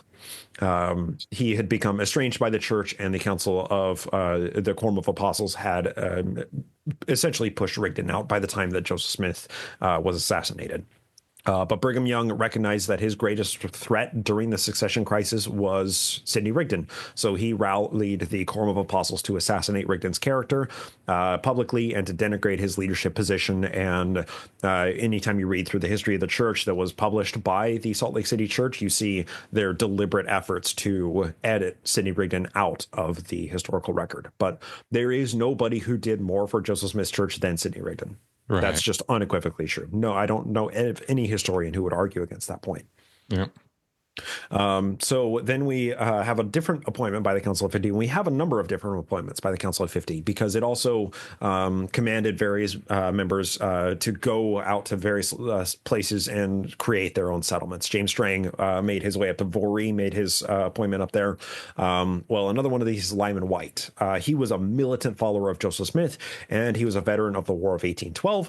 So he was the highest ranking advisor to Joseph Smith who had actual military training, which meant that he became very prominent in the Missouri community of Mormons after Joseph Smith committed his coup and removed the Missouri leadership, excommunicated them, signed the Danite Manifesto. Lyman White kind of became the strong arm of Joseph Smith, the thug, right? He was one of the leaders of the Shadow Militia, the leaders of the Danites. He was instrumental in drafting the Danite Manifesto, and he told, that was the document that said, "Depart or more fatal calamity shall befall you." Well, Lyman White, along with Hiram Smith, which is Joseph's oldest surviving brother, and Sidney Rigdon, they were all interred in Liberty Jail after the Mormons surrendered at the end of the Missouri Mormon War in 1838. And so Lyman White, along with the prophet, they were held on charges of arson, larceny, organized crime, robbery, murder, and treason. Multiple of these are capital offenses. So they faced the gallows for what they had done in the state. So while they were waiting trial, their Jack Mormon attorney Alexander Donovan brokered a transfer to a different county because the county that they were being held in was filled with a bunch of anti-Mormons because they were neighbors of the Mormons, and Mormons were bad neighbors. They had participated in the Missouri Mormon War, and the presiding judge said, "Yeah, I don't think that they can get a fair and impartial trial here, so we're going to transfer them to Boone County." And during the transfer of these prisoners, Joseph brokered he bribed the constables, and the men escaped, and that's where they fled to Illinois, and they set up Nauvoo.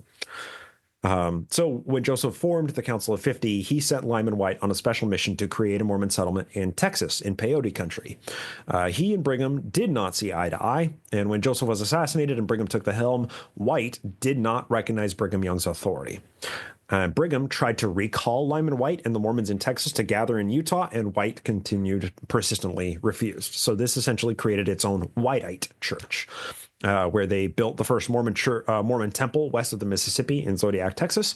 And due to his opposition to Brigham Young, Brigham labeled him disparagingly as the wild ram of the mountains because he was militant, he was stubborn, and he could not be tamed by the larger Mormon community in Salt Lake. So the Whiteites, they fraternized with Mormons in the diaspora that were slowly reorganizing to become the RLDS that would be run by Joseph III. And Lyman White died in March of 1858, and the majority of those Texas followers actually joined the reorganization as well. And that's, just 2 years after that is when Joseph III ascended to mantle of prophet of the RLDS Church.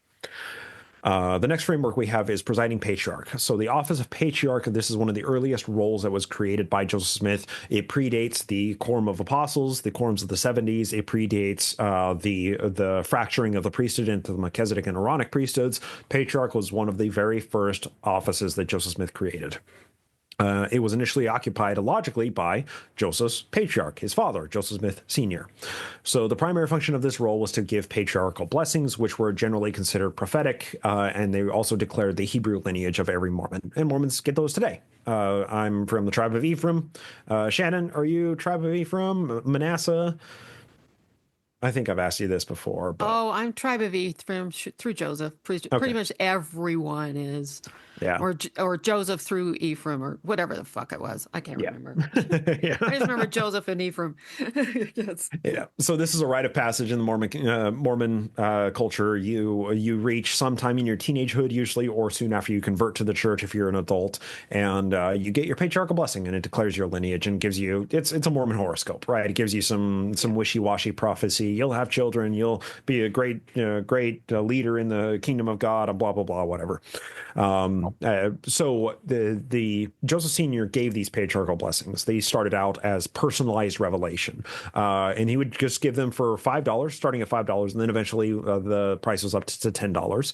And this created a rite of passage for true membership. Did you give your money to the patriarch in order to be declared a true member of the church? And that honestly, that was kind of a bargain when it came to personalized prophecy, because like prophecy was obviously highly regarded in the church. These blessings were highly regarded in the community. And they only took second place to personal revelations from the prophet Joseph Smith. And when we talk about the Joseph's revelations, Doctrine and Covenants, right? Many revelations in the Doctrine and Covenants mention specific individuals and names of individuals. And that's because Joe created an industry of revelations to get people to do what he wanted. When he would say, hey, we need a printing press, they'd be like, oh, okay, cool. Then he would go into his little office, he'd stick his little rock in his little hat, and he'd say, thus saith the Lord, Oliver Cowdery, go to New York and buy us a printing press. And then that was a revelation. So he created a commodification of revelations. Wow. And so these were, the patriarchal blessings were basically bargain level, right? They were the cheaper revelations that you would get just by speaking with the prophet's father, the patriarch of the church. Joseph Sr., he died in 1840, and on his deathbed, it was a grueling death, he conferred the office of patriarch onto his son Hiram, which once again, that taps into the patrilineal organizational structure of the church, right? So Hiram, he took over the role of giving patriarchal blessings, and Hiram served as Joseph's closest advisor and his confidant in many respects. In May of 1843, a year and 1 month before Joe and Hiram were assassinated, Joseph remarked in a meeting with close church leaders, quote, "The patriarchal office is the highest office in the church, and Father Smith conferred this office on Hiram Smith on his deathbed," end quote. So it's interesting to note, just like considering the patrilineal structure of this, right? The prophet founds the church, but who is in authority over the prophet? His father, of course, right? Mm-hmm. So in this context, right, if not for the father's righteousness, the son would never have been blessed with the divinity to be called to restore the true gospel and to found the church. So Joseph also said just 2 months later in July 1843 that Hiram, quote, should hold the office of prophet to the church as it was his birthright, end quote. So once again, patrilineal structure, Hiram Smith is bestowed with this incredibly high office, the patriarch of the church. It's like, this is the father. This is the highest ranking office. Joseph said it explicitly, right? So then the question really is, if Hiram Smith somehow survived the Carthage gunfight, or if he wasn't there, there's little doubt that Hiram would actually hold the role of true prophet of the church, right? Sure. And it's for this reason that Brigham Young kept his sons, Hiram's sons, in high-ranking leadership in the Utah church. They were Mormon royalty. That's Joseph F. Smith, right? His son, Joseph F. Smith, and his grandson, Joseph Fielding Smith, they both served as prophets of the LDS Church. Joseph F. Smith was the last prophet to solemnize polygamous marriages, while the church was working to phase out the practice in the early 1900s. And Joseph Fielding Smith is regarded as one of the very few theologian prophets of the church. So in the immediate aftermath of the assassinations, two Smith brothers remained. That was William Smith and Samuel Smith. Samuel Smith was poisoned to death by a Brigham Young loyalist, and William Smith became the presiding patriarch at that time. So the apostles were okay with this as long as William Smith didn't try to denigrate their authority or to claim prophethood, to claim, as his brother Joseph had said, that the office of patriarch is above the entire church, right? So William Smith agreed to this, like, hey, okay, I'll mind my manners. I'm gonna, be patriarch of the church, but you guys actually hold all the cards. And in May of 1845, he was ordained to be patriarch of the church. And immediately after he was ordained, he made a claim to prophethood. And of course, Brigham Young's apostles squeezed him out, branding him as a drunkard, as unpredictable, as an antagonist, all of the labels to assassinate his character. Right. Lucy Mack Smith, the matriarch of Joseph Smith and William Smith, she sided with William as prophet. And that kind of put her in conflict with the Brigham and the apostles as well. So the dodge used by the apostles was that William was never ordained patriarch by the prophet. Joseph had ordained his own father as patriarch in 1833. Joseph Sr. conferred that to Hiram on his deathbed. But since Hiram didn't confer the office patriarch to William, then Brigham argued that it didn't actually happen, that the authority didn't actually transfer. It's just a ceremonial office at that point. And it's notable, too, that Brigham and William had been fighting with each other since 1835 when Joseph organized the apostles. William was not well liked in the community. He was a libertine. He was a drunkard. He ran a brothel, which was very publicly unpopular, understandably. So William was excommunicated by the apostles in October of 1845, after which he joined James Strang movement.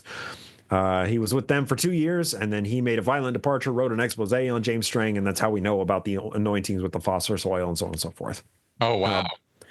Wow. But all the infighting amongst these people must have been epic. Well, and I love how you like it's just so much bullshit. And one of my friends, scathing atheist, no illusions, coined this term for it. He called it fractal bullshit. The more that you look into it, it's like the bullshit. The further you zoom in on it, there's more and more and more and more and more to give. Oh, it's piles. Remarkable. It's just piles and piles and piles of it. I mean, these people are just pure delusion on top of pure delusion. I mean, and I don't know if it's. I mean, I don't see Hiram Smith doesn't have a beard. These other guys have these like, yeah. I'm wondering if it's something in the air or something they were. I mean, it's just. It's like reading about people on another planet in a way. This is such a different world and time and place, and the values and ideas these people bring to their lives are so outlandishly stupid. It's just beyond, right? And I don't mean stupid like it's low IQ. I just mean in terms of where did they think all this was going? It's right. So opportunistic and power driven and selfish and greedy and gross, And we haven't even talked about the Salt Lake City Church. Yeah, we didn't, and we haven't even touched Brigham Young yet. You mentioned Brigham Young's loyalists poisoning people, and Brigham Young pressuring and strong arming people. And I'm waiting for the big champion fight here, because Brigham Young's coming out and he's putting all of these people to waste, right? Yeah, taking over. Well, and I think it really goes to your thesis. So this speaks to your point. Who is going to lead the church after David Miscavige? Yeah. It depends. It fucking depends. Because if he's perp walked out, things are going to happen one way or two or multiple different ways. If he dies on his deathbed and gives succession instructions, oftentimes succession instructions are given in private on the deathbed, and then they're challenged by whoever wrote down those succession instructions. Or if they're publicly declared, rarely are they publicly declared because they're usually given on a deathbed. That's true. Or if he dies under mysterious circumstances, or if he dies, is assassinated or something to that effect, right? Nobody knows. And this shows like Mormonism presents a very interesting case study to just look at one small American movement and say, what the hell happened here? And what lessons can we take from this? And that's my overall takeaway from this is it all depends. And when there's a power vacuum, it's gonna get filled no matter what. So to just finish off with William Smith very briefly. Let me just say something. Let me just totally agree with something you just said that is super important. Anybody who thinks that after Miscavige dies, the church is just going to somehow magically dissolve, come on. No, that doesn't happen. Somebody's stepping up or something's going to happen for that power to go to somebody. So let's be clear that it is going somewhere. It doesn't just all fall apart and everybody wanders home.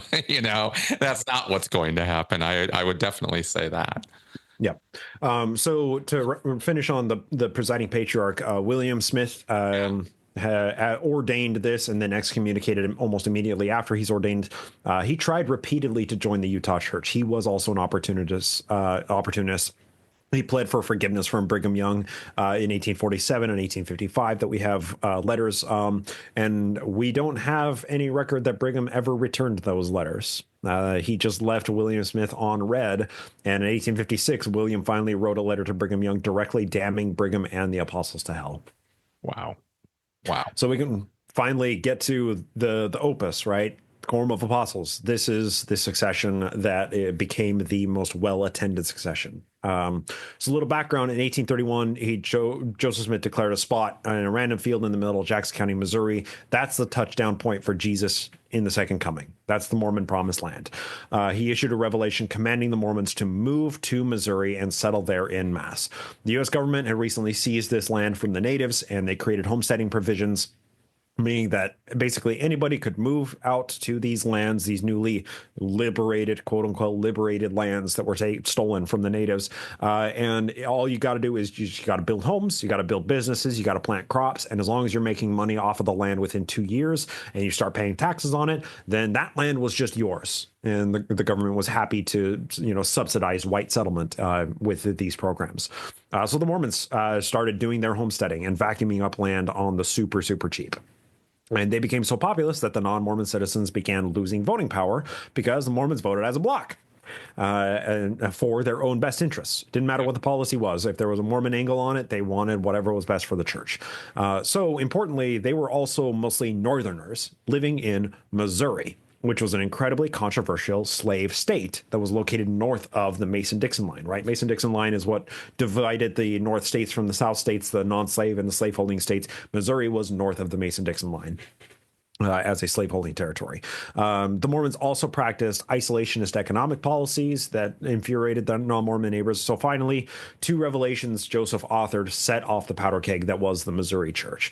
And that was the first, that was that anybody who wanted to convert to the church was welcome, which the missionaries interpreted as any Americans, including freed slaves, could come and join the church. And they could teach them how to read with the Book of Mormon. So they were preaching to freed slaves as well as to oppressed Native Americans, and that Jesus was coming soon, and that Joseph Smith would lead them into the New Jerusalem by confederating these oppressed peoples together. So that obviously caused a lot of friction with the Missouri settlement. And the second revelation was that the Mormons were, Joseph gave license that the Mormons could consecrate the property of the Gentiles for the use of the church, which was divinely sanctioned theft, was what that was. Caused a lot more friction, obviously. So this boiled over in late 1833. That's when the non-Mormons burned the Mormon printing press, and they violently kicked the Mormons out of Jackson County. And that's when the governor brokered a peace deal between the Missouri leadership, that was David Whitmer and John Whitmer and Oliver Cowdery. He brokered that peace settlement to settle them in a county north of Jackson County, Missouri. That would essentially be the Mormon county. So this left the Mormon population incensed by what they perceived as religious persecution, and Joe was happy to capitalize on the religious persecution narrative.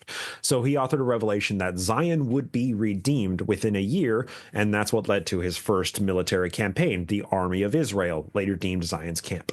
So Joseph chickened out of armed conflict when he realized that he didn't bring enough soldiers to actually fight the Jackson Jackson County militia that was getting ready, prepared for the Mormon attack.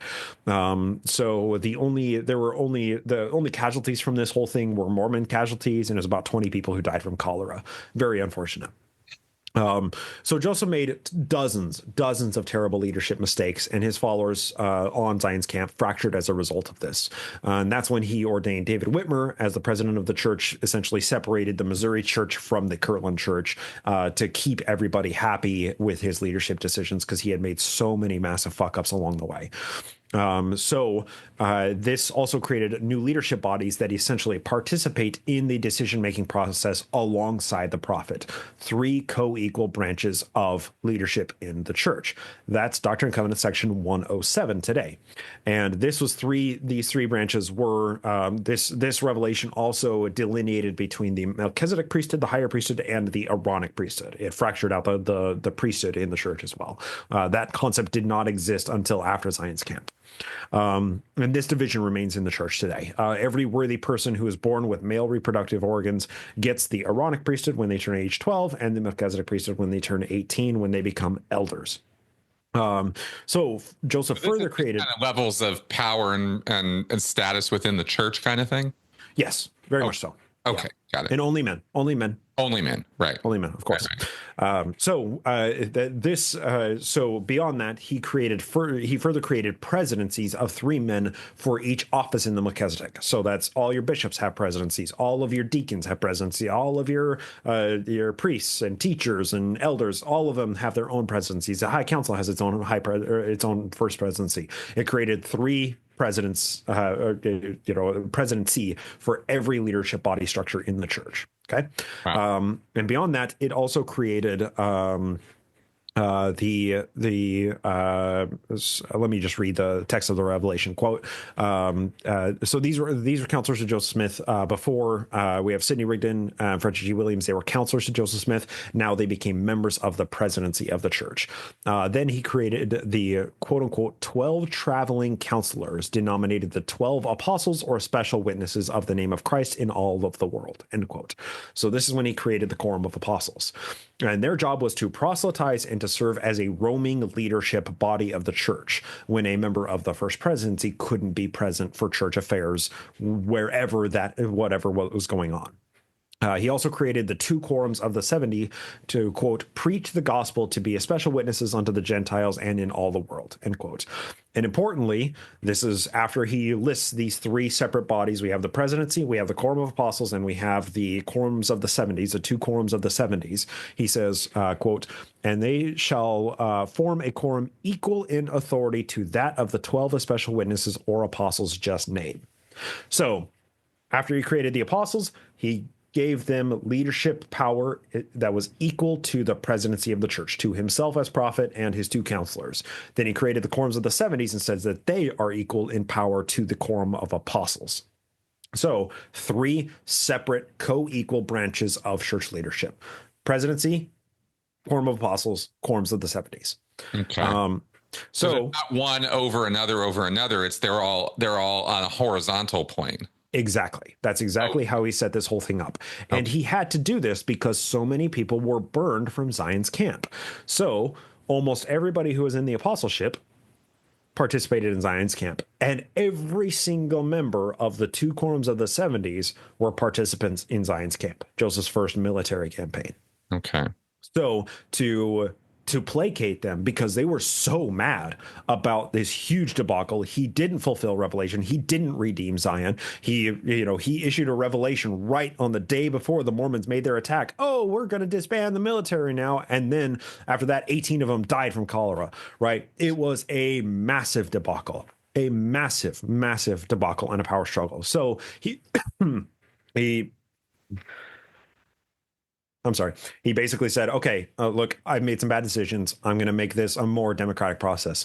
Everybody has equal power and decision-making authority in all of this. But I'm the only one that can still receive revelations for the church. He did retain that specific job for only himself. So that fractured out, obviously. Once that also had the Missouri Church and the Kirtland Church. That was the final divide between the two churches, and so this is when all of this really kind of took place. Okay. So when Joseph Smith formed the presidency, the presidency was Thomas B. Marsh, David W. Patton, and the third president of the Quorum of Apostles was Brigham Young. So we have these three individuals. Well, Thomas B. Marsh apostatized during the Missouri Mormon War, and David W. Patton attacked Samuel Bogart's troops on Crooked River and died as a result of it. So this left Brigham Young as the president of the Quorum of Apostles. Okay. And senior also. He had seniority in this all. So it's important to note Brigham's character. He was a manager. He owned multiple businesses. He always had some money squirreled away somewhere. So when Joseph Smith and Sidney Rigdon and Hiram Smith were all locked up in Liberty Jail because of the Missouri Mormon War, they were awaiting charges, these capital offense charges, right? Brigham Young was the highest ranking church official on the ground organizing the Mormon exodus from Missouri to Illinois.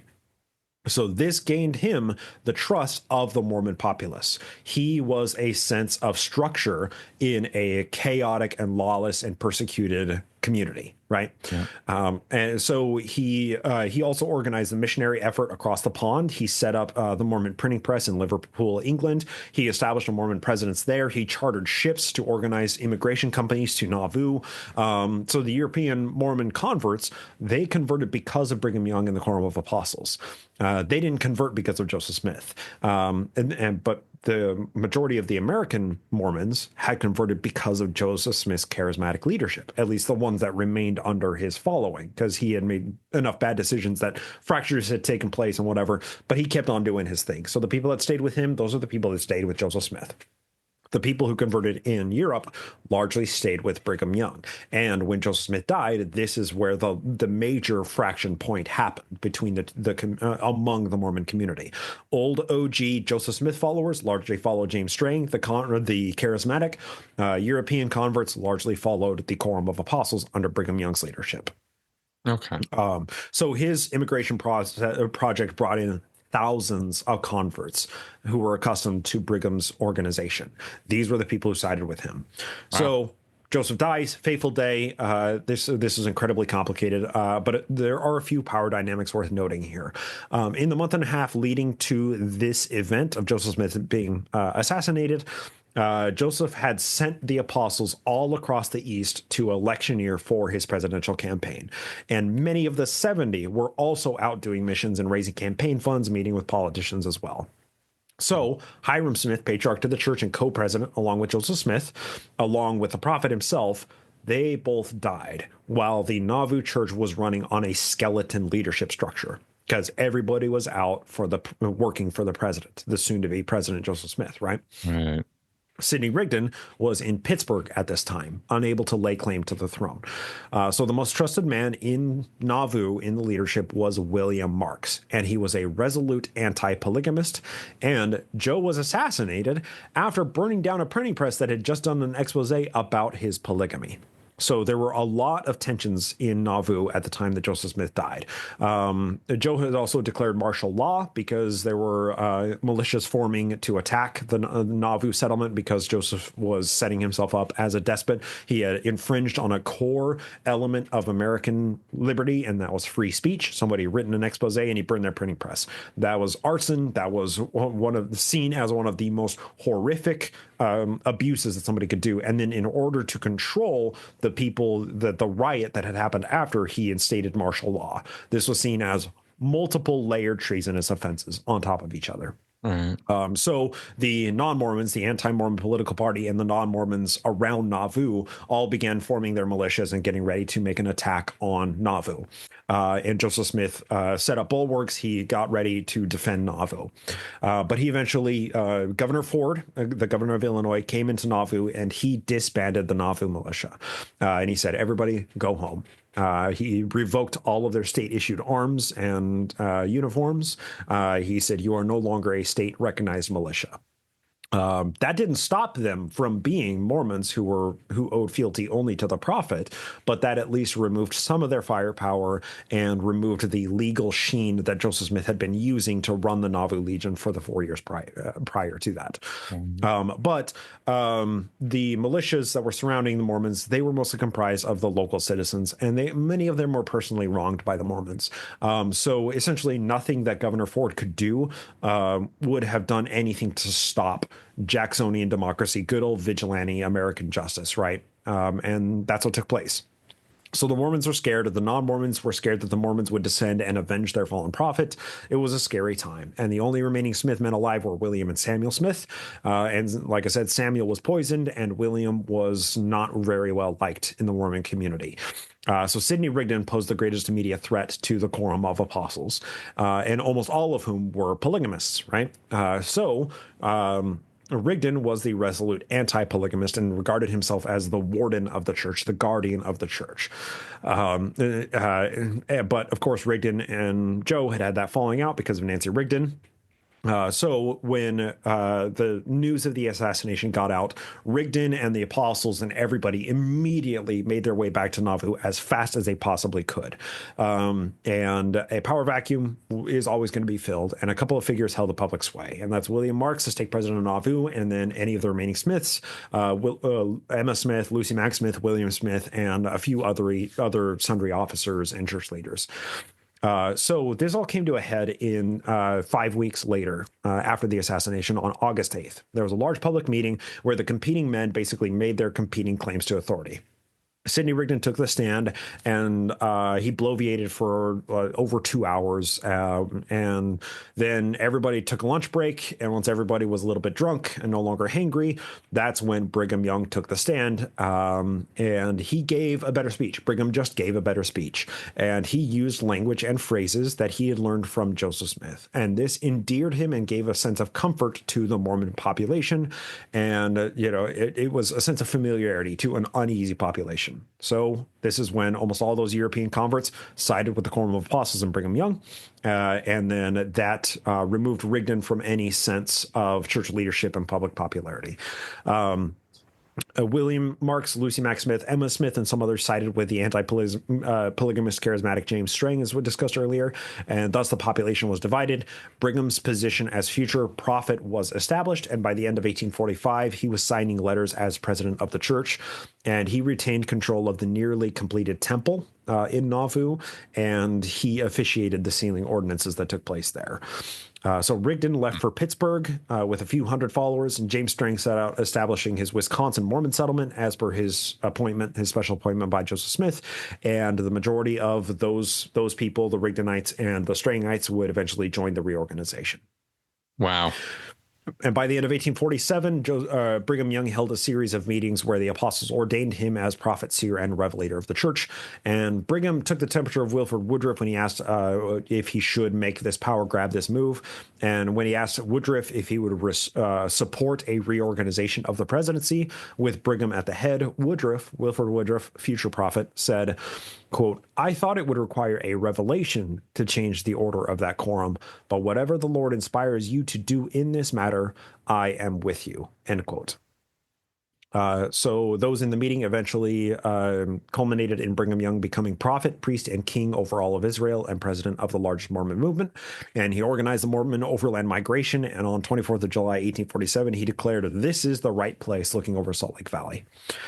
And under his leadership, a subtle change took place. Seniority in the Quorum of Apostles shifted from being the oldest to being the longest tenure in the quorum. So Brigham wanted to secure his legacy as prophet. He called 3 of his sons secretly to be apostles in 1861, and that was Brigham Young Jr., John Willard Young, and Joseph Engel Young.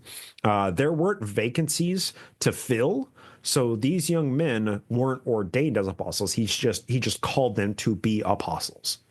And upon learning of this, of the secret callings, the Quorum of Apostles objected. And they said, no, we are not accepting those callings. And only Brigham Young Jr. made it to apostle, while John W. Young and Joseph A. Young became counselors to the apostles. This was not the office of first or second counselor in the apostolic presidency. These were just new roles created by Brigham Young because he wanted his own sons to be in leadership positions of the church.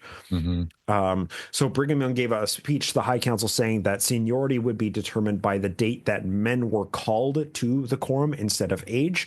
And that kind of settled a long-standing debate about who would stand next in line. There were others in the apostles who were holdovers in the quorum from Joseph Smith's day, when he organized it in 1835, and it was ranked by age. But Brigham says, no, it's ranked by how long you have been in the Quorum of Apostles. So this raised heckles with the apostles, because there were numerous of there that were like, no, we heard Joseph Smith that it was organized by age. He's like, no, it's tenure. So Brigham's reasoning carried the day because one did not oppose Brigham in Utah Territory. So these were 2 members of the apostles who were less obedient to the almighty will of Brigham Young. Orson Hyde was a close friend of Joseph Smith. He had gone to Jerusalem. He dedicated the land for the prophet. He'd sacrificed everything to Joseph Smith. He was loyal to Joseph's legacy, especially when Brigham was less interested in charismatic processes that Joe had created. Orson Hyde liked the charismatic stuff. And then there was Orson Pratt, and Orson Pratt was the leading intellectual critic of Brigham Young. He ran his own journal in Utah. He often debated Brigham Young from the stand during General Conference. Their exchanges are interesting, far outside of our scope today. But then there was John Taylor and Wilford Woodruff, who were Brigham Young loyalists. Well, John Taylor and Wilford Woodruff had been called to the Quorum of Apostles Orson Hyde and Orson Pratt had been called to the Quorum of Apostles before Wilford Woodruff and John Taylor. We're talking 1835 for these two men versus 1838 for John Taylor and Wilford Woodruff. But Orson Hyde and Orson Pratt had both been disciplined by Joseph Smith for different reasons and excommunicated before they were reinstated into the Quorum of Apostles. So Brigham declared that seniority counted tenure of continuous leadership. Of course. So when they were excommunicated, that reset their clock. Right. So John Taylor and Wilford Woodruff, who were Brigham loyalists, were now elevated above the Orsons in their seniority. Right. So Brigham Young finally dies in 1877. The federal government was trying to rein in the Mormon theocracy and end polygamy. And there were disagreements among the leadership as to what seniority meant because of these conflicting statements from Joseph Smith and Brigham Young. And many church leaders at this time were in hiding because polygamy and cohabiting. They were fugitives of the federal government. So Brigham had squeezed out the Orsons, and it became a conflict between John Taylor and Wilford Woodruff. Who was going to be it? And it was the same revelation that called both of these men to be apostles at the same time. It's the same single revelation given on the same day. But the interesting thing here is Wilford Woodruff was 31, John Taylor was 30. So if we're going by Joseph Smith's seniority rule of age, then Wilford Woodruff stands seniority over John Taylor because they were called at the same time, but Wilford Woodruff is a year older, right? But both of them were abroad on missions when Joseph Smith gave the revelation calling them to be apostles. John Taylor made his way back to Missouri and was ordained an apostle in summer of 1838, while Wilford Woodruff didn't make it back to Missouri before Joseph Smith was arrested. So Joseph spent the winter of 38 to 39 in Liberty Jail. Then he escaped prison, and upon his release in spring of 1839, that's when he ordained Wilford Woodruff. So they were called at the same time, but not ordained at the same time. So this put tenure of John Taylor above Wilford Woodruff by like 6 months, right? So there's a lot of nested disagreement that were going on with all of this, but there was just the point is that there was ambiguities in the method of succession, and this was not decided. We're looking at this with historical hindsight right now, so we know what happened. But at the time, they were trying to figure out what was going on, and there's a lot of disagreement among the apostles, with the old holdovers from the Joseph Smith era apostles and the newer apostles from the Utah era that were called under Brigham Young's leadership, who were mostly Brigham Young loyalists. So there's just a fascinating fractured divide in leadership here. Right. So with Brigham's death and the church was in legal turmoil, Brigham didn't leave clear succession instructions, even though he had been waning in health for 2 years, right? 1875, he essentially goes MIA. 1877, he finally dies. He has 2 years of time when he knows he's dying to leave succession instructions, and he didn't at any point. So he dies in 1877, and in the 3 years from 1877 to 1880, there was no presidency of the church because Brigham didn't leave clear succession instructions, and everything that they had going from Joseph Smith to Brigham Young was clear as mud. Right. So it became apparent after Brigham's death that many of the apostles were unhappy with Brigham's leadership, but they were unable to vocalize those complaints because Brigham Young was a tyrant, right? And one of the pain points was that when Brigham Young was prophet, he alone was sustained as prophet, seer, and revelator. But when Joseph had given the quorum of apostles equal authority, he had them all sustained as prophets, seers, and revelators. It was a power grab that Brigham had done that only he was sustained as prophet, seer, and revelator. So this rankled the quorum of apostles even more, right? Brigham didn't share power. He jettisoned that practice. So at the first conference after Brigham's death, all of the apostles were once again sustained as prophets, seers, and revelators, as Joseph had created. Right. So next in line was John Taylor, and due to the difficulties in the church, there was this 2-year gap where he operated as president of the Quorum of Apostles without organizing a new first presidency, which would elevate him to the office of president and prophet. So with the death of another apostle, Orson Hyde, one of the Orsons, in 1878, John Taylor ordained Moses Thatcher, while the rest of the Quorum of Apostles favored a man named Francis M. Lyman. Well, when Taylor attempted to organize the first presidency 5 months later, the apostles rejected the proposal. He wanted to organize the first presidency, but they disagreed with the new person he called to be apostle. So him as president calling an apostle that the rest of the apostles didn't like meant the apostle said, "You want to call first presidency? We do not agree to this motion," and that caused the organization of a first presidency to be delayed until the next year. So this reveals fractures in the church and numerous divides about how to run the church and Utah Territory while the federal government was increasing pressure. Do they continue practicing polygamy and openly defy the government? What's going to happen? What is the government going to do to continue to try and get polygamy outlawed, to exercise the laws that outlawed polygamy? What were they going to do? Or do they stop the practice of polygamy, fracture thousands of polygamous Mormon families, and deny a core doctrine of the church? And that would bring the territory into compliance and the government will grant it statehood. What do you do in these situations, right? And the Mormons weren't unhappy with how the Quorum of Apostles were running the church. And organizing a new president ran the risk of a repeat like Brigham Young coming along, right? And the church did not want another Brigham Young. He was what the church needed at the time in settling a land and genociding natives and going to war with the federal government. He was the leadership that the church needed at that time, but that was a bygone era of Utah and church history. So in October of 1880, finally, some of these disagreements were aired out, and Taylor tried again in October to organize the presidency, and that was shot down by the apostles. They said, quote, "Members are not only satisfied, but happy under the administration of the 12. We do not want to see repeated what had occurred in the church under Brigham Young in ignoring the quorum of apostles and other quorums of the church," end quote. Let me ask you a question here, because let me make sure I understand the attitude of what was going on at this time, just to be clear about this. There's no president for a couple of years. People were a little jaded with the whole concept because of the way Brigham Young had used the office.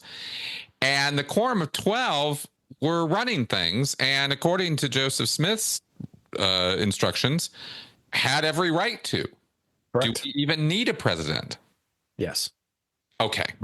That was kind of where it was. So it wasn't that the church was leaderless. It was more, do we really need one guy to do this, or can we just deal with it?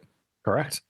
But then, once again, we have the issue of polygamy. And in order to overturn the practice, the doctrine of polygamy, you need new revelation, and only a prophet can give new revelation. Right. So what do we do with that issue, right? And a big problem of this, too, is it was very hard to actually hold a quorum, a full quorum meeting, because many of the apostles were fugitives and had to be in hiding at various times.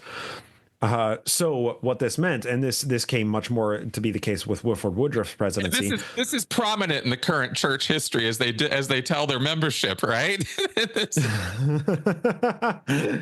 Mormons don't know any of this shit. That the church leadership couldn't meet because they were all. Yeah, and John Taylor, he's traveling around with armed bodyguards, moving from safe house to safe house, right? I mean, it's a difficult time for the church leadership. Jesus Christ. I mean, you just can't make this stuff up, you know? You think, okay, it's strong men, it's personalities, it goes from one to the next to the next. No, man, that ain't how people, I mean, it's just, anyway, thank you for breaking this down in all this detail. Please continue. I just had to. Yeah. And I'll speed through the rest of this because I know we're running really long, but it is a big topic, right? And I don't do big topics shortly. It's against my nature. But that actually served to be the primary argument that John Taylor made that convinced the Quorum of Apostles to hold a vote to form and organize a presidency was, hey, we can barely form a quorum, and how can we operate as a leadership body that requires unanimous vote to do everything? Right. When we can't even be in the same room together, or else we're all going to get arrested. And they're like, all right, you know what? That's pretty damn convincing. We'll go ahead and allow you to become the prophet. So John Taylor, baptized 1836, ordained an apostle in 1838, several months before Wilford Woodruff, because Joseph Smith was arrested. Seems to be a weird theme here. You're right. But John Taylor was pretty well liked. He operated as Speaker of the House of the Utah Territory from 1853 to 1876, and then he finally was able to organize a presidency in 1880. So there's from 77 to 80, there was no presidency in the church. And then he gave in 1886 the last "Thus saith the Lord" revelation that we have from a Salt Lake City prophet. And it's also notable, too, that one of the reasons that the people didn't want another Brigham Young was because the Mormons were incredibly destitute the entire time that they lived under Brigham Young, with a few exceptions. There was an oligarchy that ran the state, right? I wasn't aware of that.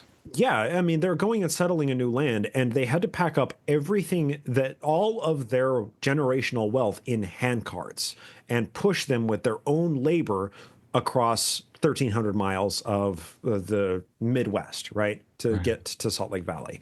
So that meant that designedly the Mormons were just destitute for the majority of the time that they were settling the Utah Territory, which is Utah, Arizona, Nevada, parts of California, New Mexico, Arizona. All of that is the territory of Deseret, right? So it's interesting to note that there were just a few Mormons who were incredibly powerful during this, and even while the Mormons languished under this poverty, this incredible poverty, Brigham Young died in 1877 as one of America's richest 100 men. What a dick, man! Right. What a dick. I'm sorry, but man, that just bolsters the point that a lot of Mormons were burned. Yeah. Wow. I mean, to do all this, like, I'm working so hard for the group and organize this and organize that, and yet the whole time the guy is just screwing everybody over, and putting his own family, trying to organize that. I mean, just what a scumbag. Yeah, well, that's what tyranny does, right? It breeds an extreme wealth. It concentrates an extreme wealth. Yeah, and I say this all the time too. The most true statement Joseph Smith ever made was, "When men get a little bit of authority, they begin to exercise unrighteous dominion." It's like both of them were the embodiment of this. Yeah. Good point. Very good point. Yeah, and like there are statues to Brigham Young everywhere. There are 4 universities named after this fucking guy. I'm thinking about BYU right now, and I'm like, my God, a monument to a monster, and everybody's getting educated in this man's name. How disgusting, Yep. Ugh. Yeah.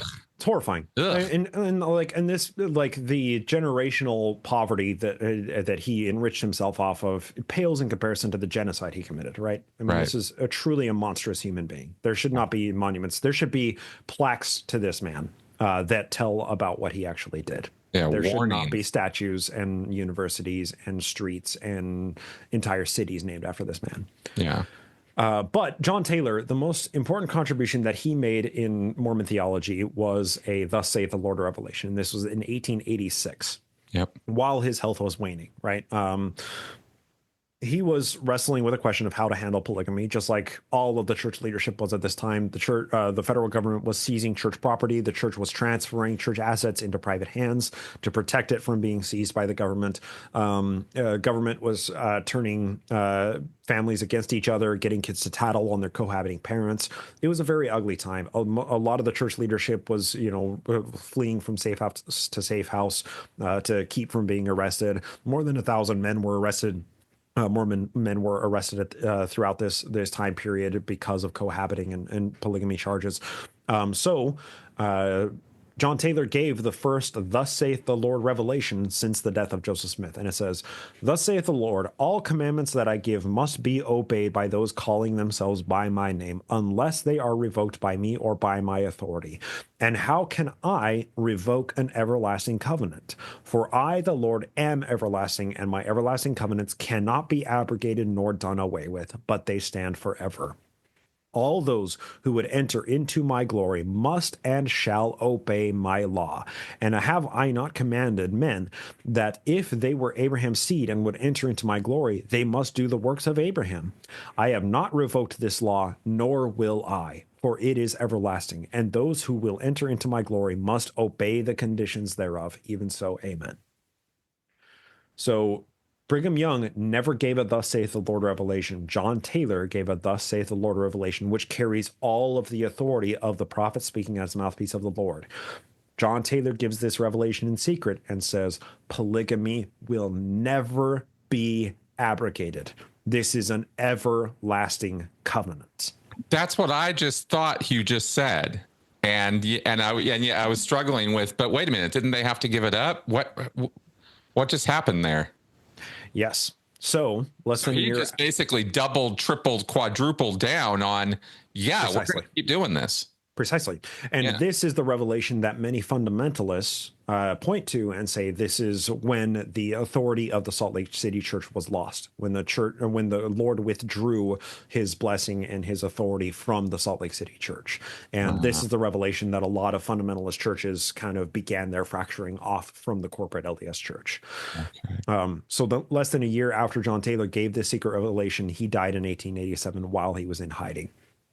This revelation has never been canonized or recognized by the corporate LDS Church, and it marks the only first-person perspective, thus saith the Lord, revelation given by a prophet after Joseph Smith. There have been none since John Taylor gave this revelation. Oh, okay. I was not aware of the levels of profiteering, I suppose I should say here. Excellent. Within the church on this, because you've taken care to highlight that point of thus saith the Lord. I had no idea Brigham Young didn't give any revelations of such a nature. No. So clearly this is a senior revelation. Yes. This is how, as a Mormon, this is how you know that this is a true revelation that came from God. It is written from, thus saith the Lord, in the first person perspective as God. Right. And even the 1978 thing isn't this. No, it's an official declaration. Right. Got it. Very different. I thank you for clarifying that, because I thought, a revelation is a revelation is a revelation. So fascinating.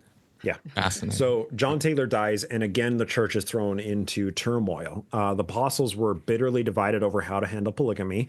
Only a few select knew about this John Taylor revelation because he didn't publish it anywhere.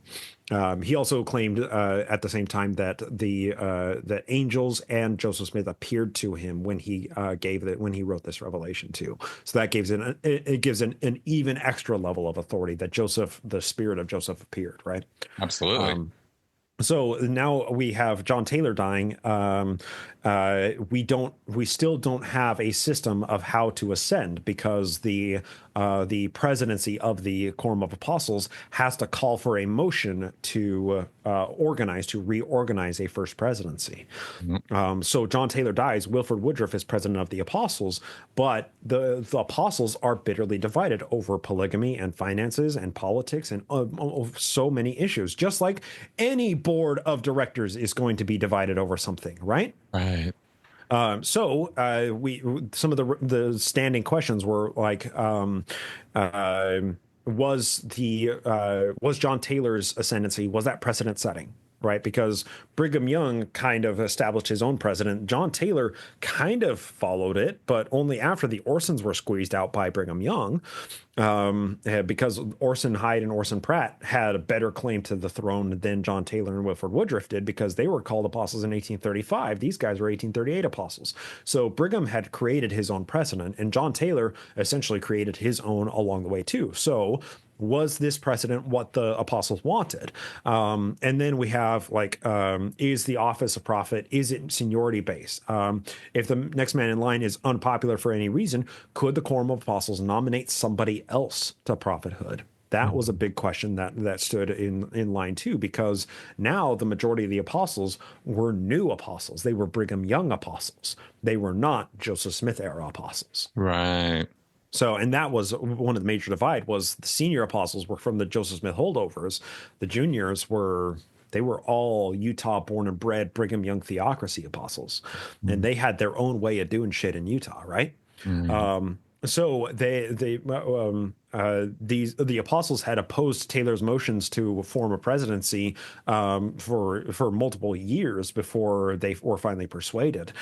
So could they just continue to oppose the president of the apostles' motion to form a presidency until they could nominate their own, right? And this kind of falling into the more line with how cardinals do this in Catholicism of like, if there isn't agreement of who should be, can the senior leadership body that it still exists, can they just say, no, we want this guy instead? So Wilford Woodruff was kind of in a bit of a sticky situation with all of this.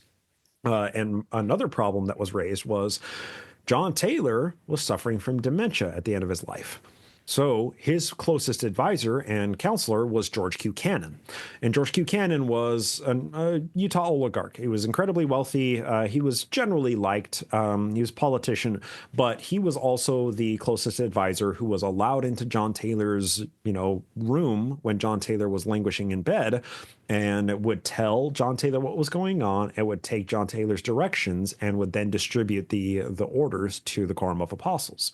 So the younger apostles saw that George Q. Cannon had way too much power, and what the hell are we doing running a church where our prophet has dementia? What are we doing here? And Wilford Woodruff, who is next in line, was a year older than John Taylor. So one of the major divides was, we don't want a gerontocracy. Right. We don't want a church where only seniority rules, where inevitably we're going to have a church that's run by a man who doesn't have any marbles left.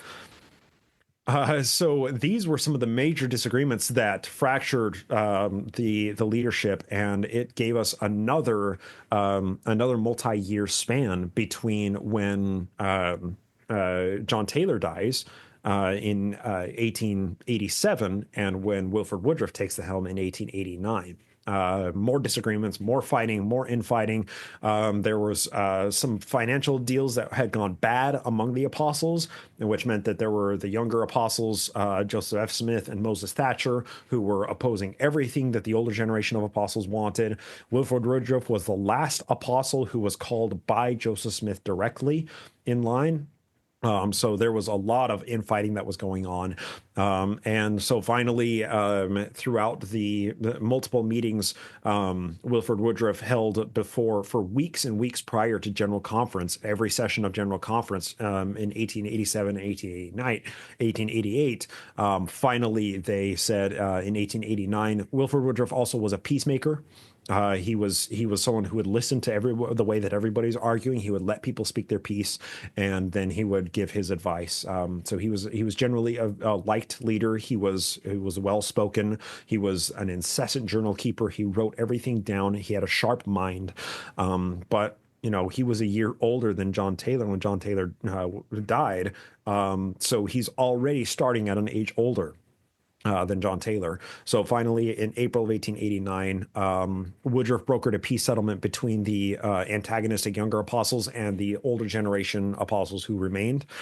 And that's when this created just barely enough cohesion for the apostles in the body to allow Woodruff to call a motion to organize the first presidency. And Woodruff became the new prophet when 10 apostles voted in the affirmative and 2 abstained because they were traveling. Just like with the 1978 priesthood revelation. Interesting. Yes. And importantly, Woodruff immediately set out privately reducing new polygamous marriages, and he began drafting what would become the first manifesto.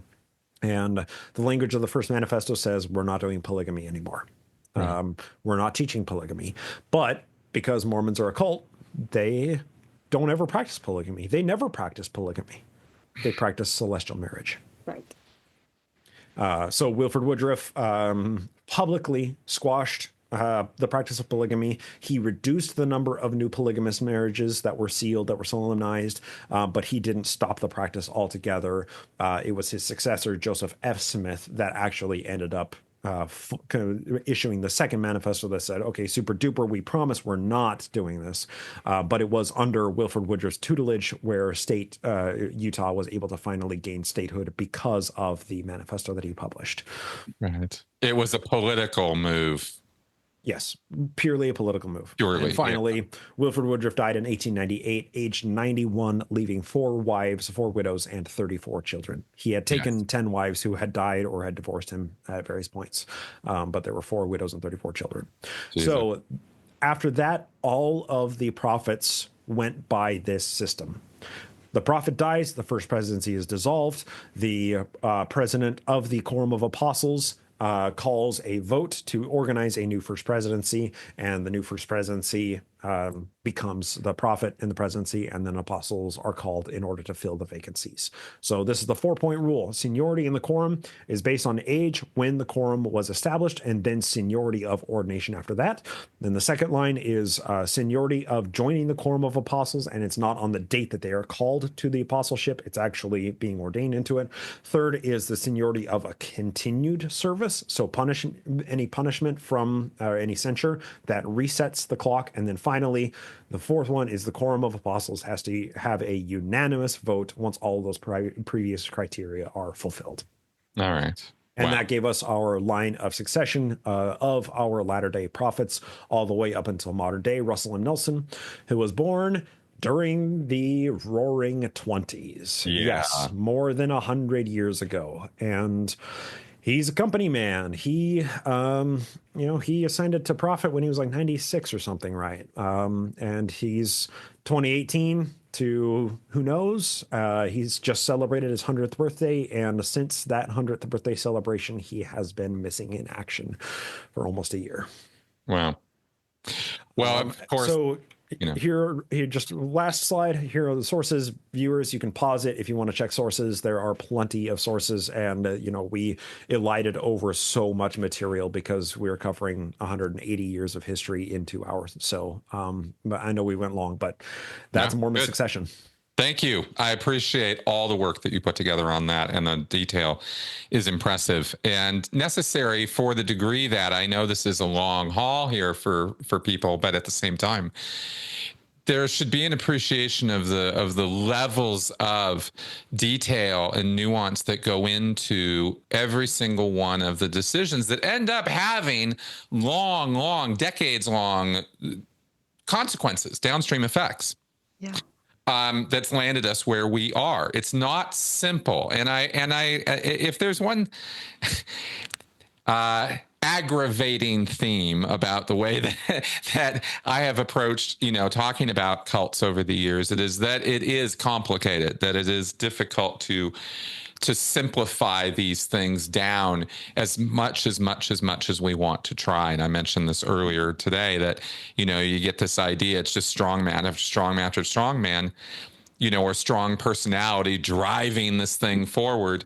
And it's just really not like that.